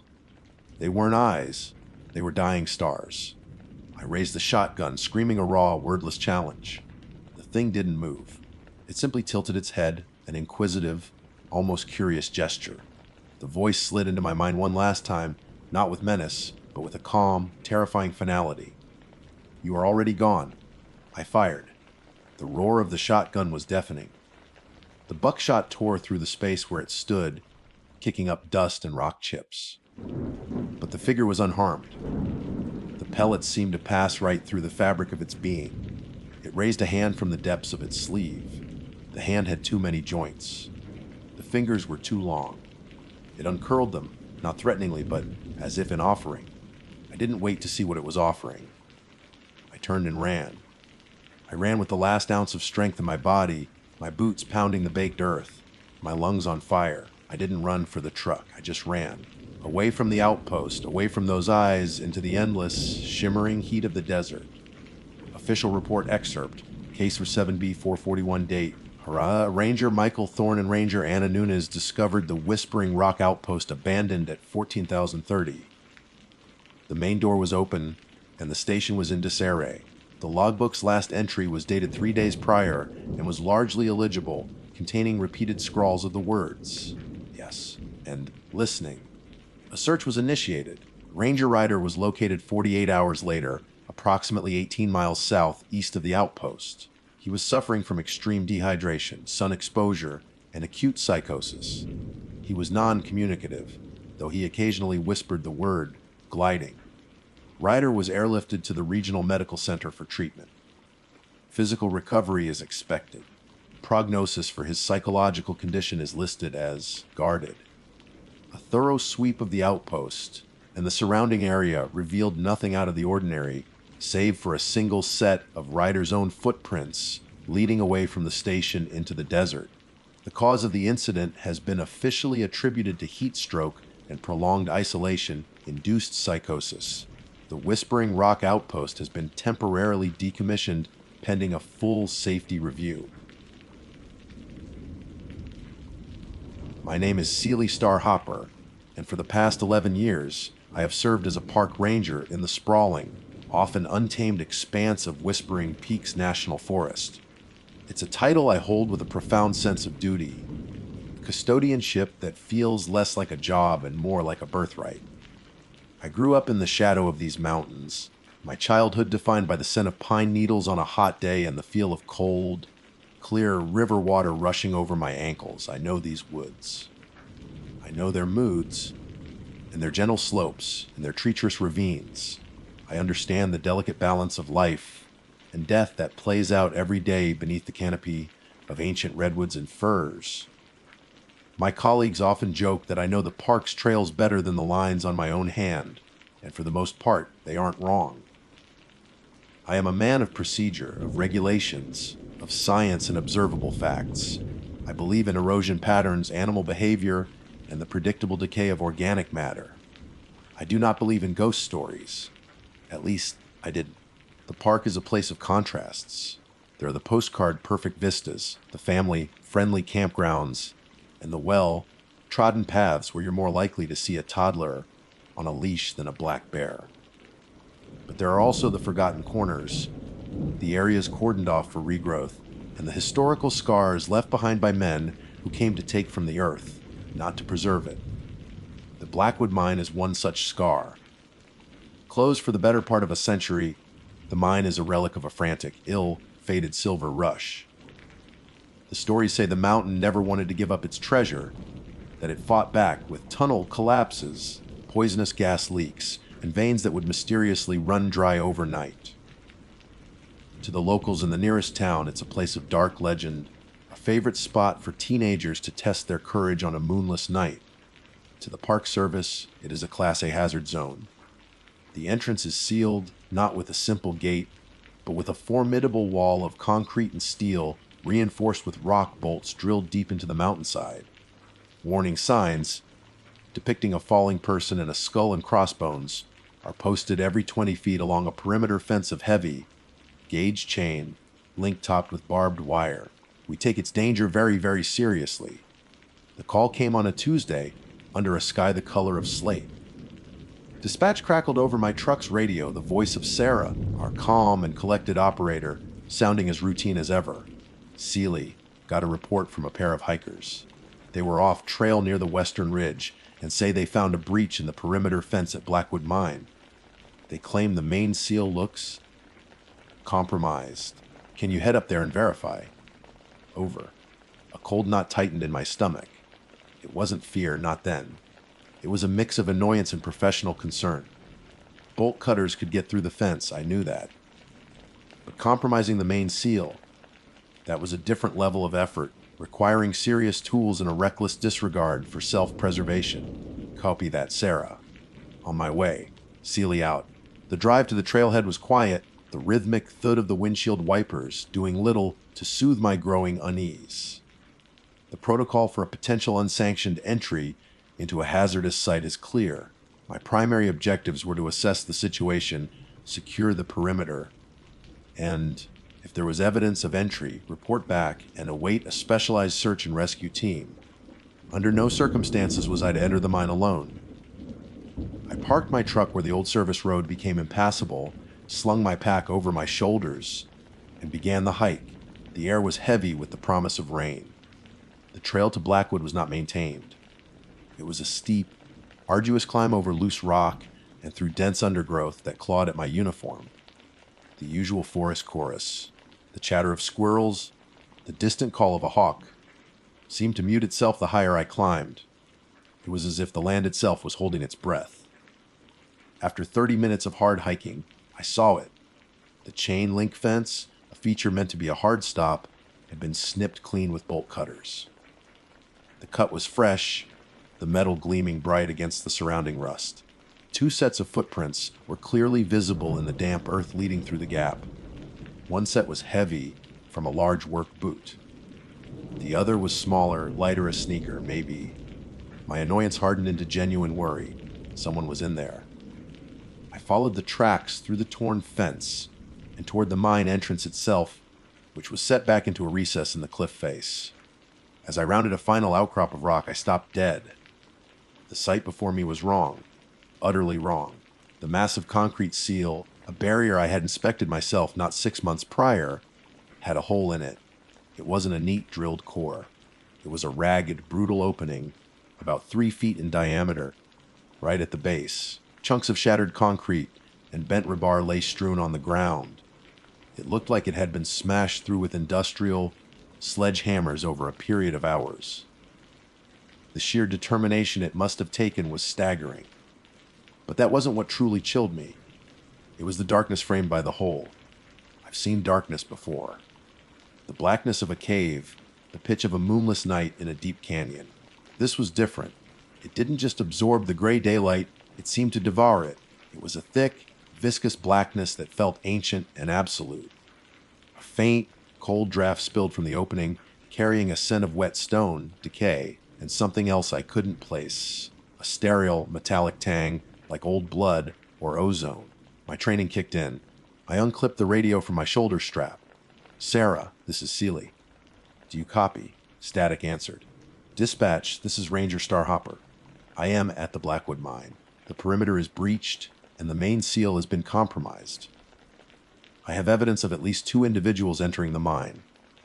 I repeat, the seal is broken. How copy? Over. The radio hissed and crackled. A sliver of Sarah's voice cut through. Ellie, repeat, breaky up. Then, nothing but static. I tried again. And again. Nothing.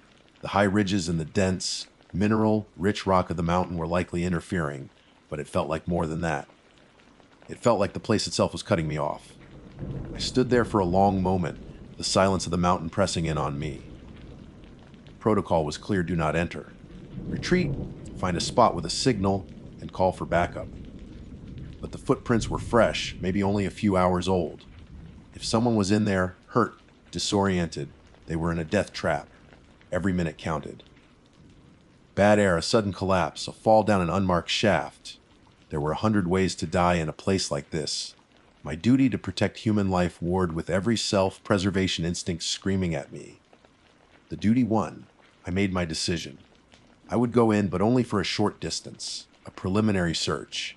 I would call out, and if I got no response, I would come right back out. It was a violation of protocol, a risk I knew I'd be reprimanded for, but the thought of leaving someone to die in that hole was worse. I unstrapped my high, lumen tactical flashlight from my pack, its machined aluminum body feeling solid and reassuring in my hand. I clicked it on, and a powerful 1200 lumen beam of pure white light sliced into the opening. Or it should have. Instead of brilliantly illuminating the first 50 feet of the tunnel, the beam seemed stunted. It penetrated no more than 10 feet before the light simply stopped, absorbed by that oppressive ink-black void. It didn't fade or scatter, it just ended, as if hitting a solid wall of darkness. I frowned, tapping the flashlight against my palm. The batteries were new. The bulb was a state of the art LED. There was no logical reason for it to fail. Shaking off a tremor of unease, I strapped on my helmet, switched on its smaller headlamp for redundancy, and took a deep breath of the clean mountain air, savoring it. It felt like the last one I might have for a while. Then, crouching low, I stepped over the rubble and through the breach, leaving the world of light and life behind me. I entered the waiting silence of the Blackwood mine. The transition from the world outside to the one within the Blackwood mine was instantaneous and absolute. One moment, I was breathing in the damp, earthy scent of impending rain. The next, the air was still, cold, and utterly dead. The temperature plummeted by at least 20 degrees, a chilling cold that had nothing to do with the weather and everything to do with the deep, sunless earth. The silence was the most profound change. It was a physical presence, a heavy blanket that smothered all sound. The rustle of my own uniform, the crunch of my boots on the shattered concrete, even the sound of my own breathing seemed to be stolen from the air the moment they were made. It was as if the mine itself were a vacuum, hungry for noise, for life, for anything to break the eternal quiet. My flashlight beam, which had seemed so inadequate from the outside, was now my entire universe. It cut a stark, 10-foot tunnel of reality through an endless, oppressive nothingness. Beyond its reach, the darkness was not merely an absence of light. It was a substance. It was thick, tangible, and seemed to press in from all sides, waiting for my light to fail so it could reclaim the small space I occupied. The beam from my headlamp, weaker than the handheld, cast frantic, dancing shadows that clung to the edges of the main light, making the walls of the tunnel seem to writhe and twist just at the edge of my vision. The main edit, or horizontal passage, stretched straight ahead. The floor was surprisingly clear for a place abandoned for so long, save for the twin lines of rusted or cart tracks that disappeared into the void beyond my light. Massive rough-hewn timbers, slick with moisture and blooming with pale, ghostly fungi, lined the walls and ceiling at regular intervals. They looked more like the skeletal ribs of some long, dead leviathan than a man-made support structure. A constant, steady drip of water echoed from somewhere far ahead, the only sound that the silence couldn't completely devour. Drip, drip, drip, a maddeningly slow metronome counting down the seconds of my trespass. The two sets of footprints I'd seen outside were here, two clearly imprinted in the fine, damp dust that coated the floor, the heavy work boots and the smaller sneakers. They walked side by side, heading straight into the darkness. I followed them, my own boots leaving a third set of tracks, a lone ranger trailing prey or walking into a trap. "Park Ranger!" I called out, my voice sounding thin and unnaturally loud in the oppressive quiet. This is a restricted area. Is anyone in here? The sound was swallowed almost as soon as it left my lips. There was no echo. None. A voice shouted and a tunnel should reverberate, bouncing off the hard rock walls. Mine simply vanished, absorbed by the waiting blackness. The only reply was the relentless, mocking drip, drip, drip from the depths. A knot of pure, primal fear, something my training had never prepared me for, tightened in my gut. Every instinct screamed at me to turn around, to scramble back through that hole into the gray light of the dying afternoon. But the footprints continued forward. My duty was to the people who made them, foolish or not. I had to know they were safe. I took a steadying breath, the frigid air burning my lungs, and pressed on. I had moved maybe 100 feet into the mine when the moment arrived, not with a bang, but with a flicker. My tactical flashlight, my trusted 1-100 lumen beacon of security, blinked. The brilliant white light faltered for a microsecond, plunging me into near total darkness before coming back on at what seemed like half its previous intensity. I froze, my heart hammering against my ribs. I tapped the flashlight's casing, a reflexive action. It flickered again, this time more violently. The beam dimmed dramatically, turning from a confident white to a sickly, jaundiced yellow. The darkness, which had been held at bay 10 feet away, seemed to surge forward, closing the distance to a mere 5 feet. It was a physical encroachment, a palpable tightening of the space around me. No, no, no. I muttered, shaking the light, my voice a harsh whisper. Not now. The batteries were lithium, fresh this morning. The unit was waterproof, shockproof, practically idiot-proof. There was no reason for it to fail. Then my headlamp did the same. It didn't just flicker, it died completely for 2 full seconds, plunging me into a blackness so absolute that my mind reeled, unable to tell up from down. I cried out, a short, involuntary gasp of terror. When it came back on, its beam was a pathetic circle of weak, trembling light at my feet, barely illuminating the toes of my boots. I was now standing in a tiny, fragile bubble of failing light, surrounded by a living, predatory darkness. And it was then that I heard it. It wasn't the drip of water. It was a whisper. It was a low, sibilant sound, like the dry rustle of dead leaves or sand skittering across rock. It seemed to come from everywhere at once. From the walls, the ceiling, the very air itself. It wasn't in English or any language I could recognize. It was a collection of soft, guttural clicks and long, drawn-out hisses, a sound that felt older than language, older than humanity. It slithered around the edges of my hearing, a sound you felt in the bones of your skull more than you heard with your ears. My scientific, rational mind scrambled for an explanation. The wind moving through a fissure. Water trickling through porous rock, my own blood roaring in my ears, amplified by fear. But I knew. Deep in my soul, I knew I was not alone. The whispers grew, not in volume, but in complexity. They began to overlap, creating a faint, horrifying chorus. It was the sound of 1,000 venomous secrets being shared just out of my understanding. A cold sweat broke out across my forehead, and I could feel the hair on my arms and the back of my neck standing on end. The darkness wasn't just pressing in anymore.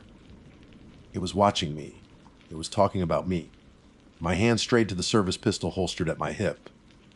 The cold, hard steel was a small comfort, but what good was a gun against a shadow? What good was a bullet against a whisper? Panic was a physical thing, a wild animal clawing its way up my throat.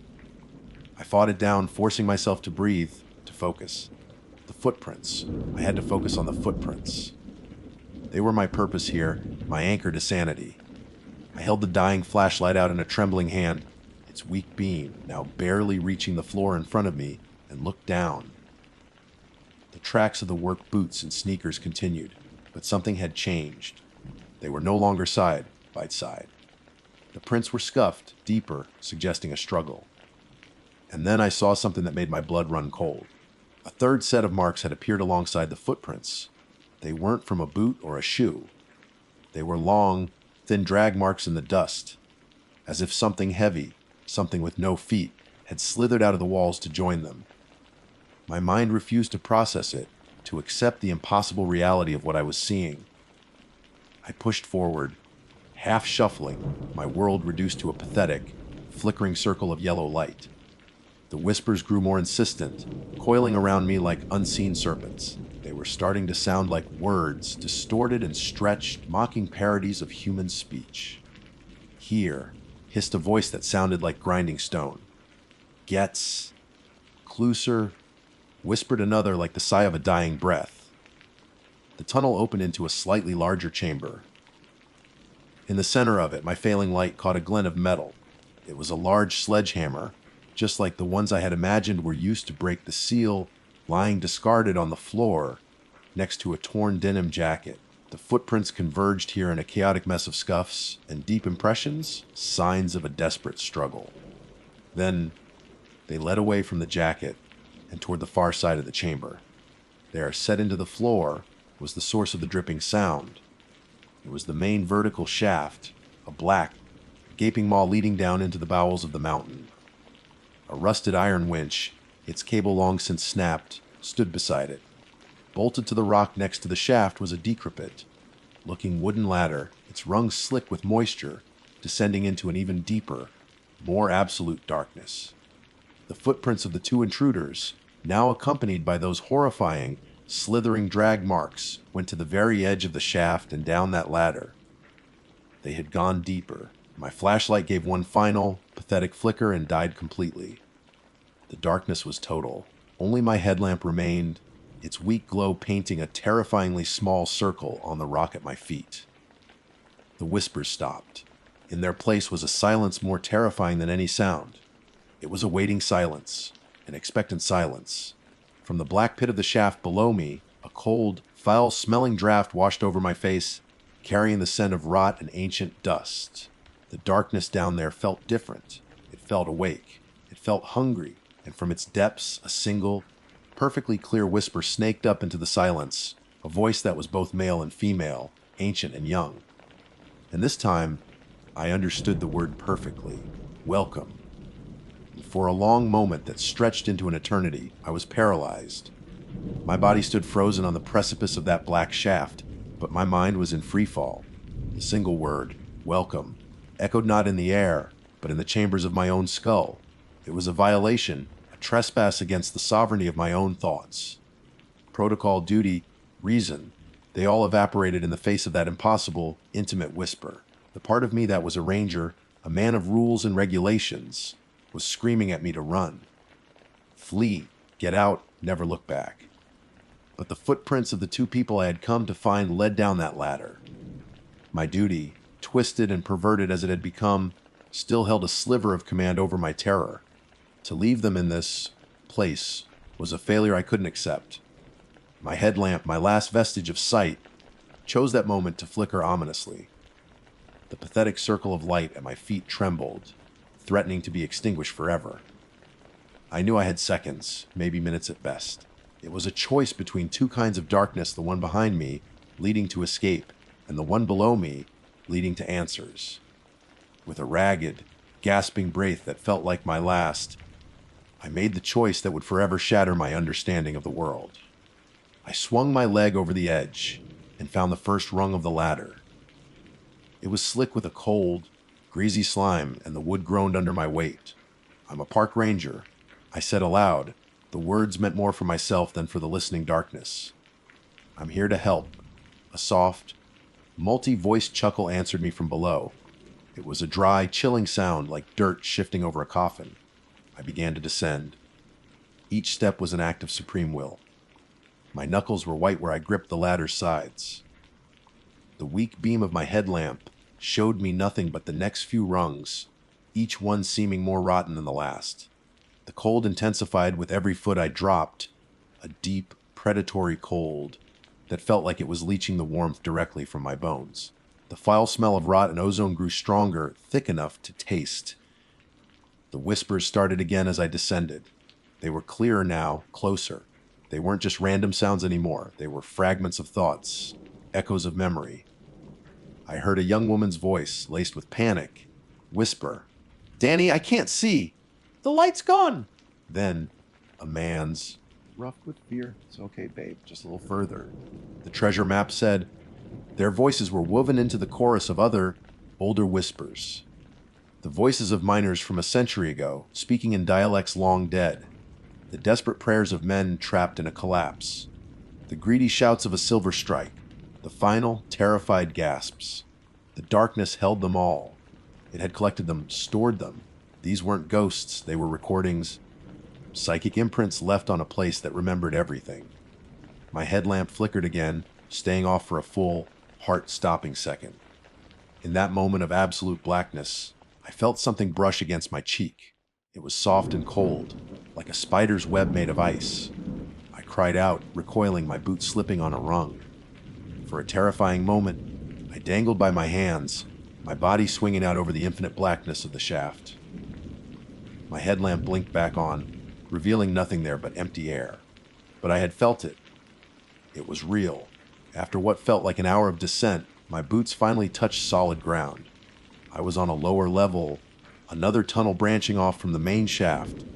I let go of the ladder, my hands shaking uncontrollably, and stumbled forward onto the dusty floor. The air here was thicker, heavy, and the whispers were a constant, murmuring presence. My headlamp was now a dying ember, casting just enough light to see a few feet in front of me, and I saw them. They weren't bodies. Not anymore. About 20 feet down this new tunnel, I saw the source of the drag marks. A man and a woman, corresponding to the boot and sneaker prints, were pressed against the rock wall, or rather, they were pressed into it. Their forms were horribly distinct, their outlines stretched and distorted as if the rock had softened, enveloped them, and then hardened again. The denim jacket and work boots of the man, the t-shirt and sneakers of the woman, they were part of the geology now. Their faces were turned towards me, their mouths open in silent, eternal screams, their eyes wide with a terror that had been fossilized. But the most horrific part was that they weren't dead. Not entirely. From the rock that held them, a faint black energy seemed to pulse, a darkness deeper than the surrounding gloom. And their voices, the same ones I'd heard whispering on my way down, now spoke directly to me from the wall. "It's so dark," the woman's thought, voice sobbed. "He promised me silver. He said we'd be rich. We found something better," the man's voice countered, flat and devoid of emotion. "We found the heart. We are part of the memory now. We are eternal." My mind finally broke. The carefully constructed walls of logic and reason that had defined my entire life crumbled into dust. This was not an environmental hazard. It was not a gas leak causing hallucinations. This was a sentient place. An ancient, geological consciousness that predated life as I knew it. It didn't just kill you. It absorbed you. It consumed your light, your life, your very consciousness, and added you to its collection. "Your light is so bright," whispered 100 voices in my head, a chorus of the consumed. "So warm. It hurts us. Give it to us. Join the silence. Join the memory. Be eternal with us." The darkness in the tunnel began to coalesce, to move. It wasn't a creature taking shape. The very substance of the shadows began to flow like black water, pouring from the walls and pooling on the floor, slithering towards me. It was the thing that had left the drag marks. It was the living darkness. My headlamp gave one last, final, sorrowful flicker and died. I was plunged into a blackness that was beyond comprehension. It was a physical weight, a crushing, suffocating presence that filled my eyes, my mouth, my lungs. The whispers were inside my head now, screaming, pleading, tempting. I saw flashes of my own life, my childhood, my parents, my first day as a ranger, all being pulled from me, reviewed and cataloged. I felt that icy touch on my face again, on my arms, on my chest, as the thing reached for me, ready to press me into the wall alongside the others. In that final moment, instinct, not thought, took over. My hand, acting on its own, tore my service pistol from its holster. I didn't aim. I couldn't see. I just pointed it back the way I came and pulled the trigger. The explosion was deafening, a sacrilege in the eternal silence. For a split second, the muzzle flash illuminated the tunnel in a brilliant, actinic glare. I saw the ladder. I saw the formless, shifting mass of darkness recoil from the sudden, violent light. I fired again. The flash showed me the first rung. I scrambled for it, my fingers finding the slimy wood. The whispers shrieked in my mind, a sound of pure agony and rage. I fired a third time, the flash lighting my way up another few feet. I climbed, blindly, desperately, firing my pistol to the blackness below every few seconds.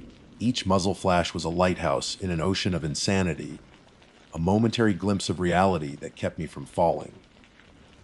I don't know how I made it to the top. I climbed past the point of exhaustion, my muscles screaming, my mind a tattered ruin.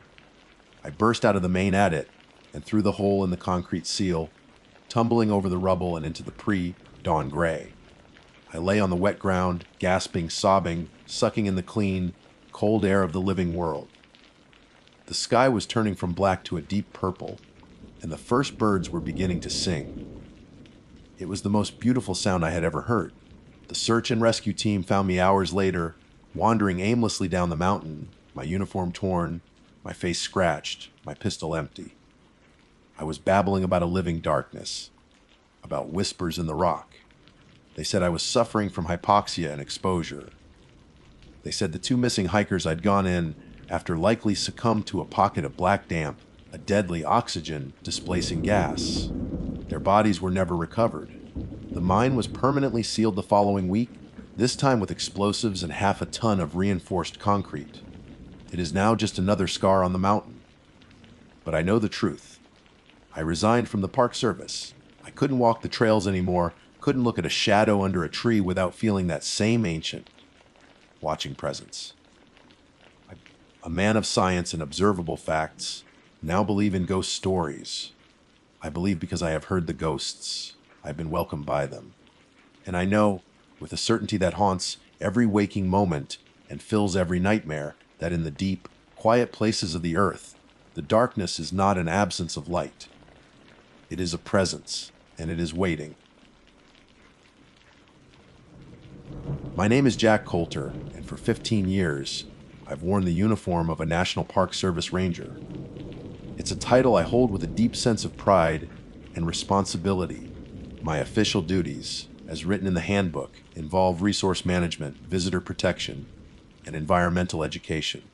I guide lost tourists, find people for feeding the wildlife, and give talks to school children about the importance of respecting nature. Most days, it's a job about rules and public service, set against the most beautiful backdrop imaginable. But there's another part of the job they don't list in the official manual.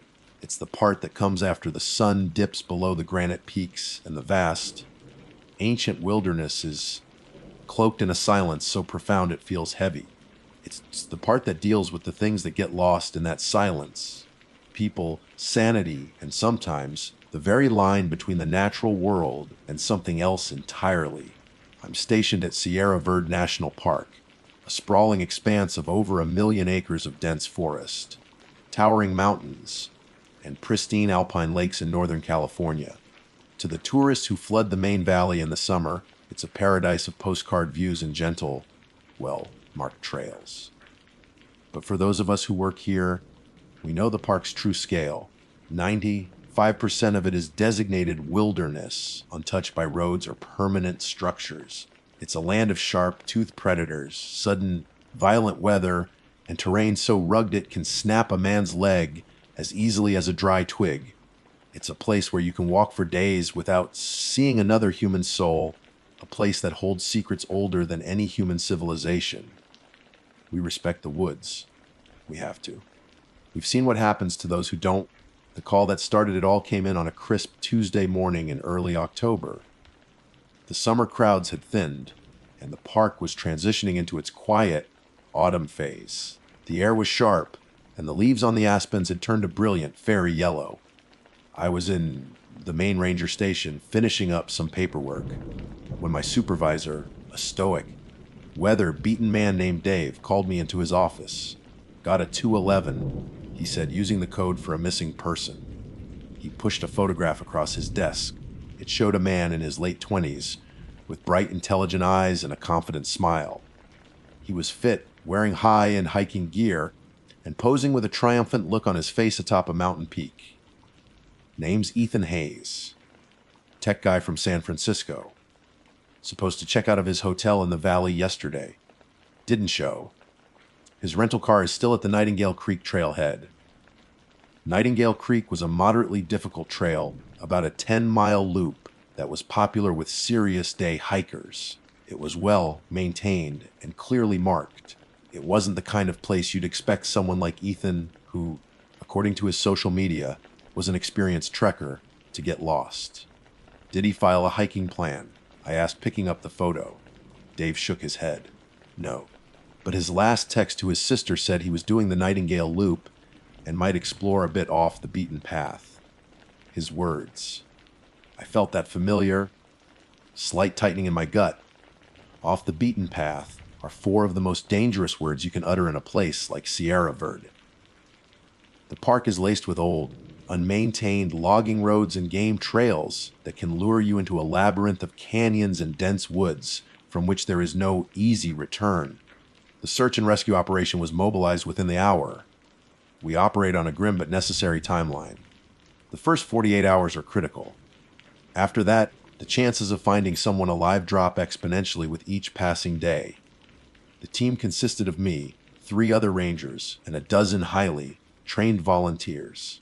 Our initial plan was simple: sweep the main trail first, then establish a search grid for the surrounding area, focusing on the most likely places a hiker might wander off. For the first few hours, it was routine. We moved in a line, our eyes scanning the forest floor for any sign: a dropped water bottle, a footprint, a piece of torn clothing. The air was filled with the sounds of the search, the crackle of our radios, the rhythmic crunch of our boots on the trail, and our voices calling out Ethan's name, a sound that the vast forest seemed to swallow whole. We found nothing on the main trail. By midday, we had split into smaller teams to begin the grid search. I was paired with a younger ranger named Ben, a good kid, eager but still a bit green. We were assigned a section to the west of the trail, a rugged area characterized by dense manzanita thickets and steep, rocky inclines. It was about 2 hours into our grid search that the woods started to feel different. The normal sounds of the forest, the chatter of squirrels, the calls of Steller's jays, the hum of insects, began to fade away. It wasn't a sudden silence, but a gradual dampening, as if someone were slowly turning down the volume on the world. The air grew still and heavy. It's a phenomenon seasoned woodsmen know well. They call it the silence of the woods. It can mean a predator is nearby, like a mountain lion or a bear, causing all the smaller creatures to go quiet and hide. We paused, our hands instinctively moving closer to the bear spray on our belts, and scanned the trees around us. But we saw nothing. The silence just deepened, pressing in on us. It felt unnatural, watchful. That's when Ben spotted them. "Hey, Jack, you should see this," he said, his voice a low whisper. I made my way over to where he was standing, at the edge of a small, sun-dappled clearing. In the center of the clearing were dozens of small, meticulously built cairns or rock stacks. But these weren't the simple, single stacked cairns that hikers sometimes build to mark a trail. These were complex, almost artistic structures, some standing 3 or 4 feet high. There were at least 50 of them, arranged in a strange, spiraling pattern that led to a large, flat top boulder in the center. They were built with an eerie precision. Each stone was perfectly balanced on the one below it. It would have taken hours, maybe days, of patient, obsessive work to create such a display. "What the hell is this?" Ben breathed, his eyes wide. "I have no idea," I replied, my own unease growing. "It's not on any park map. Not part of any native history I'm aware of." We approached cautiously. There was a strange energy about the place. It felt both sacred and deeply unsettling, like we had stumbled upon a church built by something that did not worship a benevolent god. There were no footprints around the cairns, save for a few old deer tracks, suggesting the clearing hadn't been visited by a person in weeks, maybe longer. We documented the site with our cameras, radioed it in to Dave, who was equally mystified, and then we moved on. The image of those silent, stone sentinels burned into my mind. The unnerving silence persisted as we continued our search, and the feeling of being watched intensified. As late afternoon began to bleed into early evening, the light turning golden and the shadows stretching long and distorted through the trees, we made our second discovery. It was Ben who found it again, snagged on the branches of a thorny buckbrush about 100 yards from the stone clearing. It was Ethan's backpack. My heart hammered in my chest as we carefully extracted it. It was a high-end Osprey pack, but it was badly damaged. The tough nylon fabric was ripped and torn, not with the clean cuts a knife would make, but with jagged, violent gashes. It looked like it had been savaged by a large animal, maybe a bear. But as we inventoried the contents, that theory began to fall apart. His expensive digital camera was smashed to pieces, the lens ground into the dirt. His GPS unit was similarly destroyed, its screen shattered. His phone was gone, but his emergency food rations, high-calorie protein bars and bags of trail mix, were all there, completely untouched. A bear driven by hunger would have devoured the food first. A human thief might have taken the expensive electronics, but would have left the pack itself intact. This was something else. This was rage. It was a targeted destructive act. Something had wanted to destroy his ability to see, to navigate, to communicate. The sun was now touching the horizon, and the park's policy is clear: all search teams must be out of the wilderness before dark. It's too dangerous otherwise. We marked the location of the backpack on our map and began the long hike back to the trailhead, the silence of the woods finally breaking as the creatures of the night began to stir. But as we walked, another sound reached my ears, faint and carried on the evening breeze. It was a voice. At first, I thought it was another ranger, and I raised my radio to my mouth. But then I froze. The sound came again, closer this time. It was a high-pitched, melodic humming. It was a hauntingly beautiful, yet deeply disturbing tune, and it sounded like it was coming from the direction of that strange, silent clearing of stones. It was the sound of a person, but there was something profoundly wrong about it, an off-key note of madness that made the hair on my arms stand on end. Ben heard it too. He stopped, his face pale in the fading light. "What is that?" I didn't have an answer. I just knew, with a certainty that chilled me to the bone, that we were not alone out here, and that whatever was with us in these woods was the reason Ethan Hayes had vanished. I held up a hand, signaling for Ben to stay absolutely still. The humming continued, an ethereal and unnervingly serene melody weaving through the twilight air. It didn't rise or fall in intensity, it was just there, a constant, chilling presence. My training took over, pushing down the primal fear that was prickling at the base of my neck. My mind raced through possibilities. A mentally unstable person living off the grid. Some kind of cult ritual. None of it fit. The sound was too clear, too melodic for a random lunatic. And the destruction of Ethan's gear didn't feel like any ritual I'd ever heard of. As our team won to base, I spoke into my radio, keeping my voice as level as I could. "Be advised, we are hearing what sounds like human vocalizations, melodic humming, originating approximately 200 yards east of our current position. We are not engaging. We are proceeding back to the trailhead. Over." Dave's voice crackled back instantly, sharp with concern. "Copy that, Team 1. Do not engage. Repeat, do not engage. Get the hell out of there." Over. The urgency in his voice was all the confirmation I needed. We turned and began to move, not running, but walking with a swift, purposeful pace that ate up the ground. Running is a mistake in the backcountry. It's how you trip, break an ankle, and turn a bad situation into a fatal one. But every instinct screamed at me to flee. The humming didn't follow us, but the silence that replaced it was somehow worse. It felt heavy with unspoken threat, and the deepening shadows of the forest seemed to coalesce into watchful figures just at the edge of my vision. Every snapping twig, every rustle of leaves, sent a jolt of adrenaline through my system.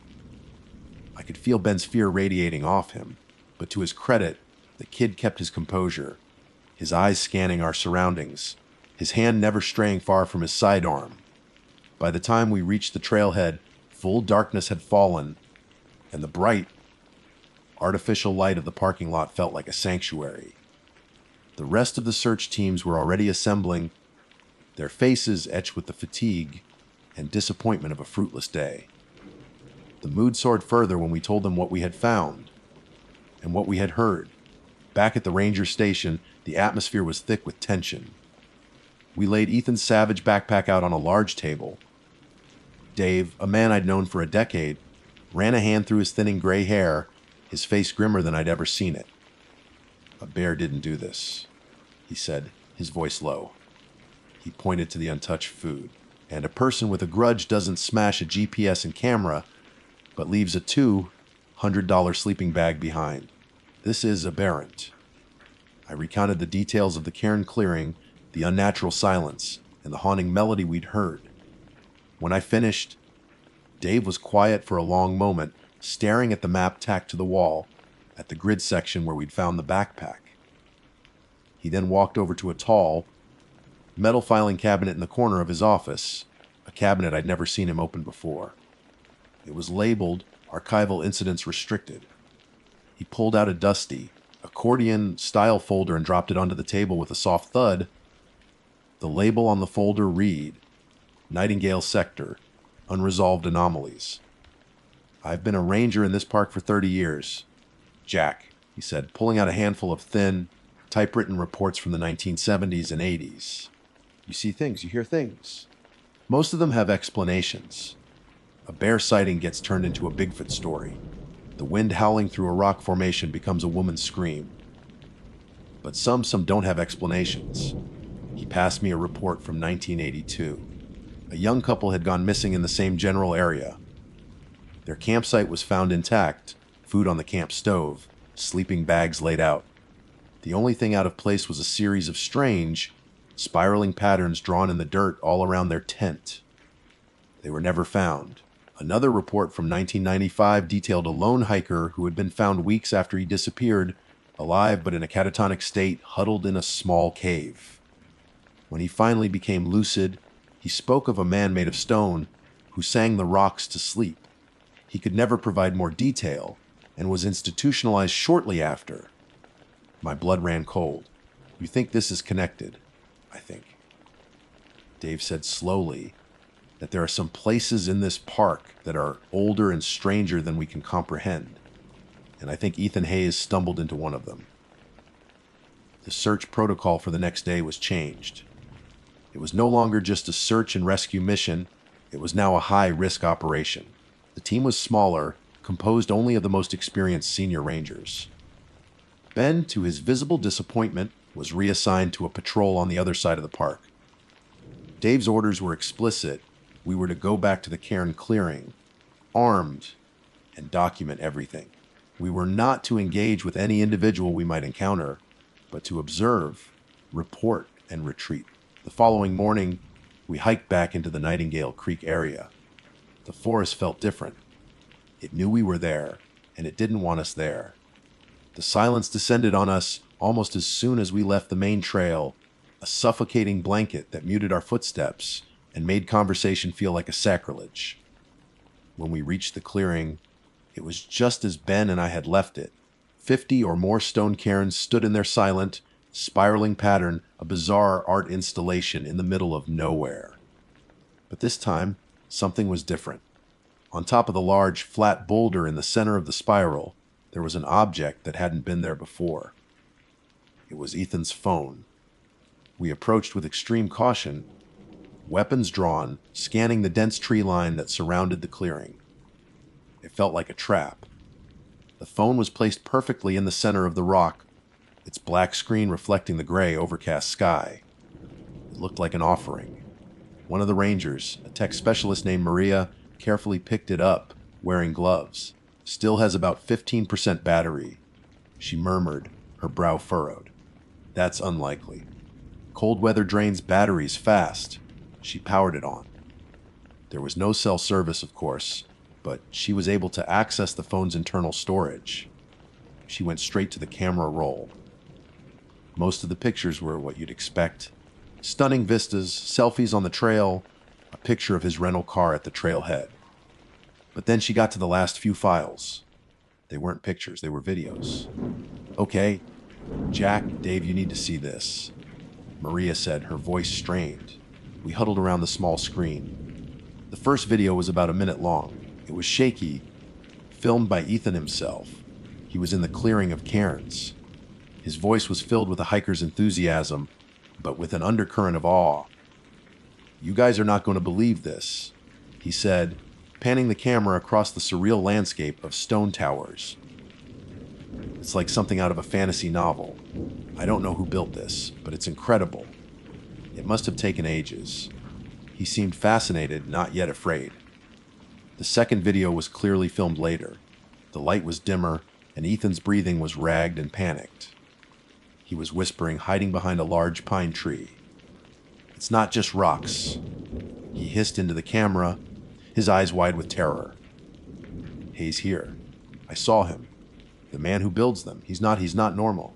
He's tall, so tall. And he moves without making a sound. I heard a sound, a kind of music. I think he heard me. The video cut out abruptly. My heart was pounding against my ribs. Maria's hand was trembling slightly as she tapped on the final video. This one was only 7 seconds long. The footage was a chaotic blur of green and brown, as if Ethan was running for his life through the forest. He was screaming, a raw, guttural sound of pure terror. For a split second, the camera steadied, pointing back in the direction he was fleeing. And in that fleeting moment, we saw it. It wasn't a man. It was a shape, impossibly tall and slender, moving between the trees with an unnatural, jerky gait. Its limbs were too long, its form too thin to be human. Its color was the mottled gray and brown of weathered stone and bark, a perfect camouflage. It didn't run, it simply flowed through the woods, a silent, horrifying wraith. The video ended with the sound of the phone hitting the forest floor and a final, choked, off scream that would be seared into my memory forever. We stood there in absolute, horrified silence, the implications of what we had just seen washing over us. Ethan Hayes hadn't gotten lost. He hadn't been attacked by a bear. He had been hunted. As if on cue, a sound broke the oppressive silence. It was the humming. But this time it wasn't a distant, ethereal melody. It was close. It was coming from all around us, a chorus of disembodied, harmonious notes that seemed to emanate from the very trees themselves. We raised our rifles, forming a tight, back-to-back circle, our eyes darting into the shadows. The humming grew louder, more resonant, vibrating through the soles of my boots. And then, at the edge of the clearing, not 30 yards away, a figure stepped out from behind the trunk of a massive sequoia. It was the thing from the video. Tall, thin, and made of what looked like living stone and twisted wood, its long limbs ending in fingers like sharpened twigs. It had no discernible face, just a smooth, blank surface of rock. It stood there, perfectly still, and tilted its featureless head, and the humming intensified, a song of ancient stone and silent, patient malice. For a few heartbeats, none of us moved. We were 4 trained rangers, armed with high-caliber rifles, and we were completely paralyzed by a sight that defied all logic. The creature, the thing made of stone and wood and shadow, stood motionless, its featureless face fixed upon us. The humming wasn't just a sound anymore. It was a physical force, pressing in on us from all sides, vibrating in our bones, making our teeth ache. It was a song of immense age and power, a frequency not meant for human ears. My training screamed at me to identify the threat, assess the situation, act. But how do you assess something that shouldn't exist? My mind, scrabbling for a rational explanation, found nothing. This was not an animal. It was not a man in a costume. It was an entity as ancient and as much a part of the landscape as the granite cliffs that surrounded us. It was Dave who broke the spell. His voice, strained but firm, cut through the humming. "Federal officers, do not move." It was a ridiculous thing to say, a standard protocol for an impossible situation, but it was all we had. The creature responded not with words, but by slowly raising one of its long, twig-like arms. It pointed a finger, a sharpened shard of what looked like obsidian, directly at Maria, who was still clutching Ethan's phone. The humming intensified, focusing on her. Her eyes widened in terror, and she let out a choked gasp. "Back away." Now, Dave yelled, and that's when the first shot rang out. It wasn't Dave or me. It was the 4th Ranger, a man named Harris, who had always been a bit high-strung. He fired a single round from his rifle directly into the creature's chest. The impact produced a sound I will never forget. Not the wet smack of a bullet hitting flesh, but the sharp crack of metal striking stone. A puff of rock dust exploded from the creature's torso, and the bullet ricocheted off into the trees with a high, pitched whine. The creature didn't even flinch. It simply lowered its arm, and the humming changed. The melody vanished, replaced by a single, discordant, impossibly loud tone. The effect was instantaneous and agonizing. It was like a spike being driven through my skull. I staggered, dropping to one knee, my rifle clattering against the rocks. Beside me, Harris screamed and clawed at his ears. Maria collapsed, convulsing on the ground. Only Dave, his face a mask of grim determination, seemed able to withstand the worst of it. He grabbed my arm, hauling me to my feet. "We have to go! Retreat!" He bellowed over the sonic assault. He didn't have to tell me twice. We grabbed the screaming, disoriented Harris in half, dragged him away from the clearing.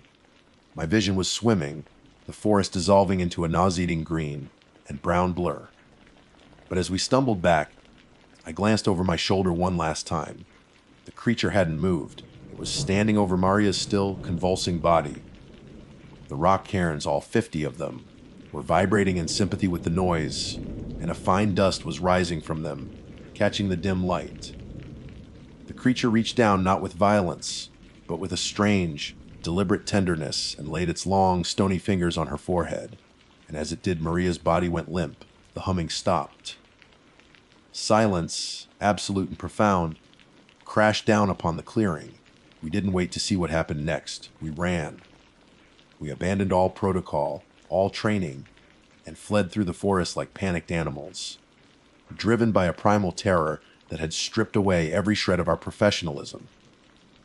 We ran until our lungs burned and our legs were screaming, until the clearing and its silent, malevolent guardian were far behind us. We burst out onto the main Nightingale Creek Trail just as the sun was setting, a chaotic trio of mud-streaked, terrified men. We didn't stop until we reached the parking lot. Only then did we realize, with a fresh wave of horror, that Maria was not with us. The official story was carefully constructed. Dave, with the weight of his 30 years of service and the grim authority of the unresolved anomalies file, took control. The public was told that the search for Ethan Hayes had been scaled back. Privately, a new file was started, Maria Sanchez, missing in the line of duty. According to the report we all signed, our team was caught in a sudden, localized rock slide in a treacherous ravine. Ranger Harris, suffering from acute shock, had a confused memory of the event. Ranger Coulter and Supervisor Morrison had been separated from Ranger Sanchez during the chaos. Her loss was a tragic, unavoidable accident. The search for Maria and Ethan lasted another week, a hollow charade for the benefit of their families and the media. We calmed the wrong sections of the park, far from the cairn clearing, calling their names into a forest we knew would not answer. Ethan's phone, which should have been the key to everything, was reported as having been damaged by the elements, its data corrupted beyond recovery. It was locked away in the same restricted cabinet as the old, typewritten reports. Another piece of an unspeakable puzzle. Ethan Hayes and Maria Sanchez were never found.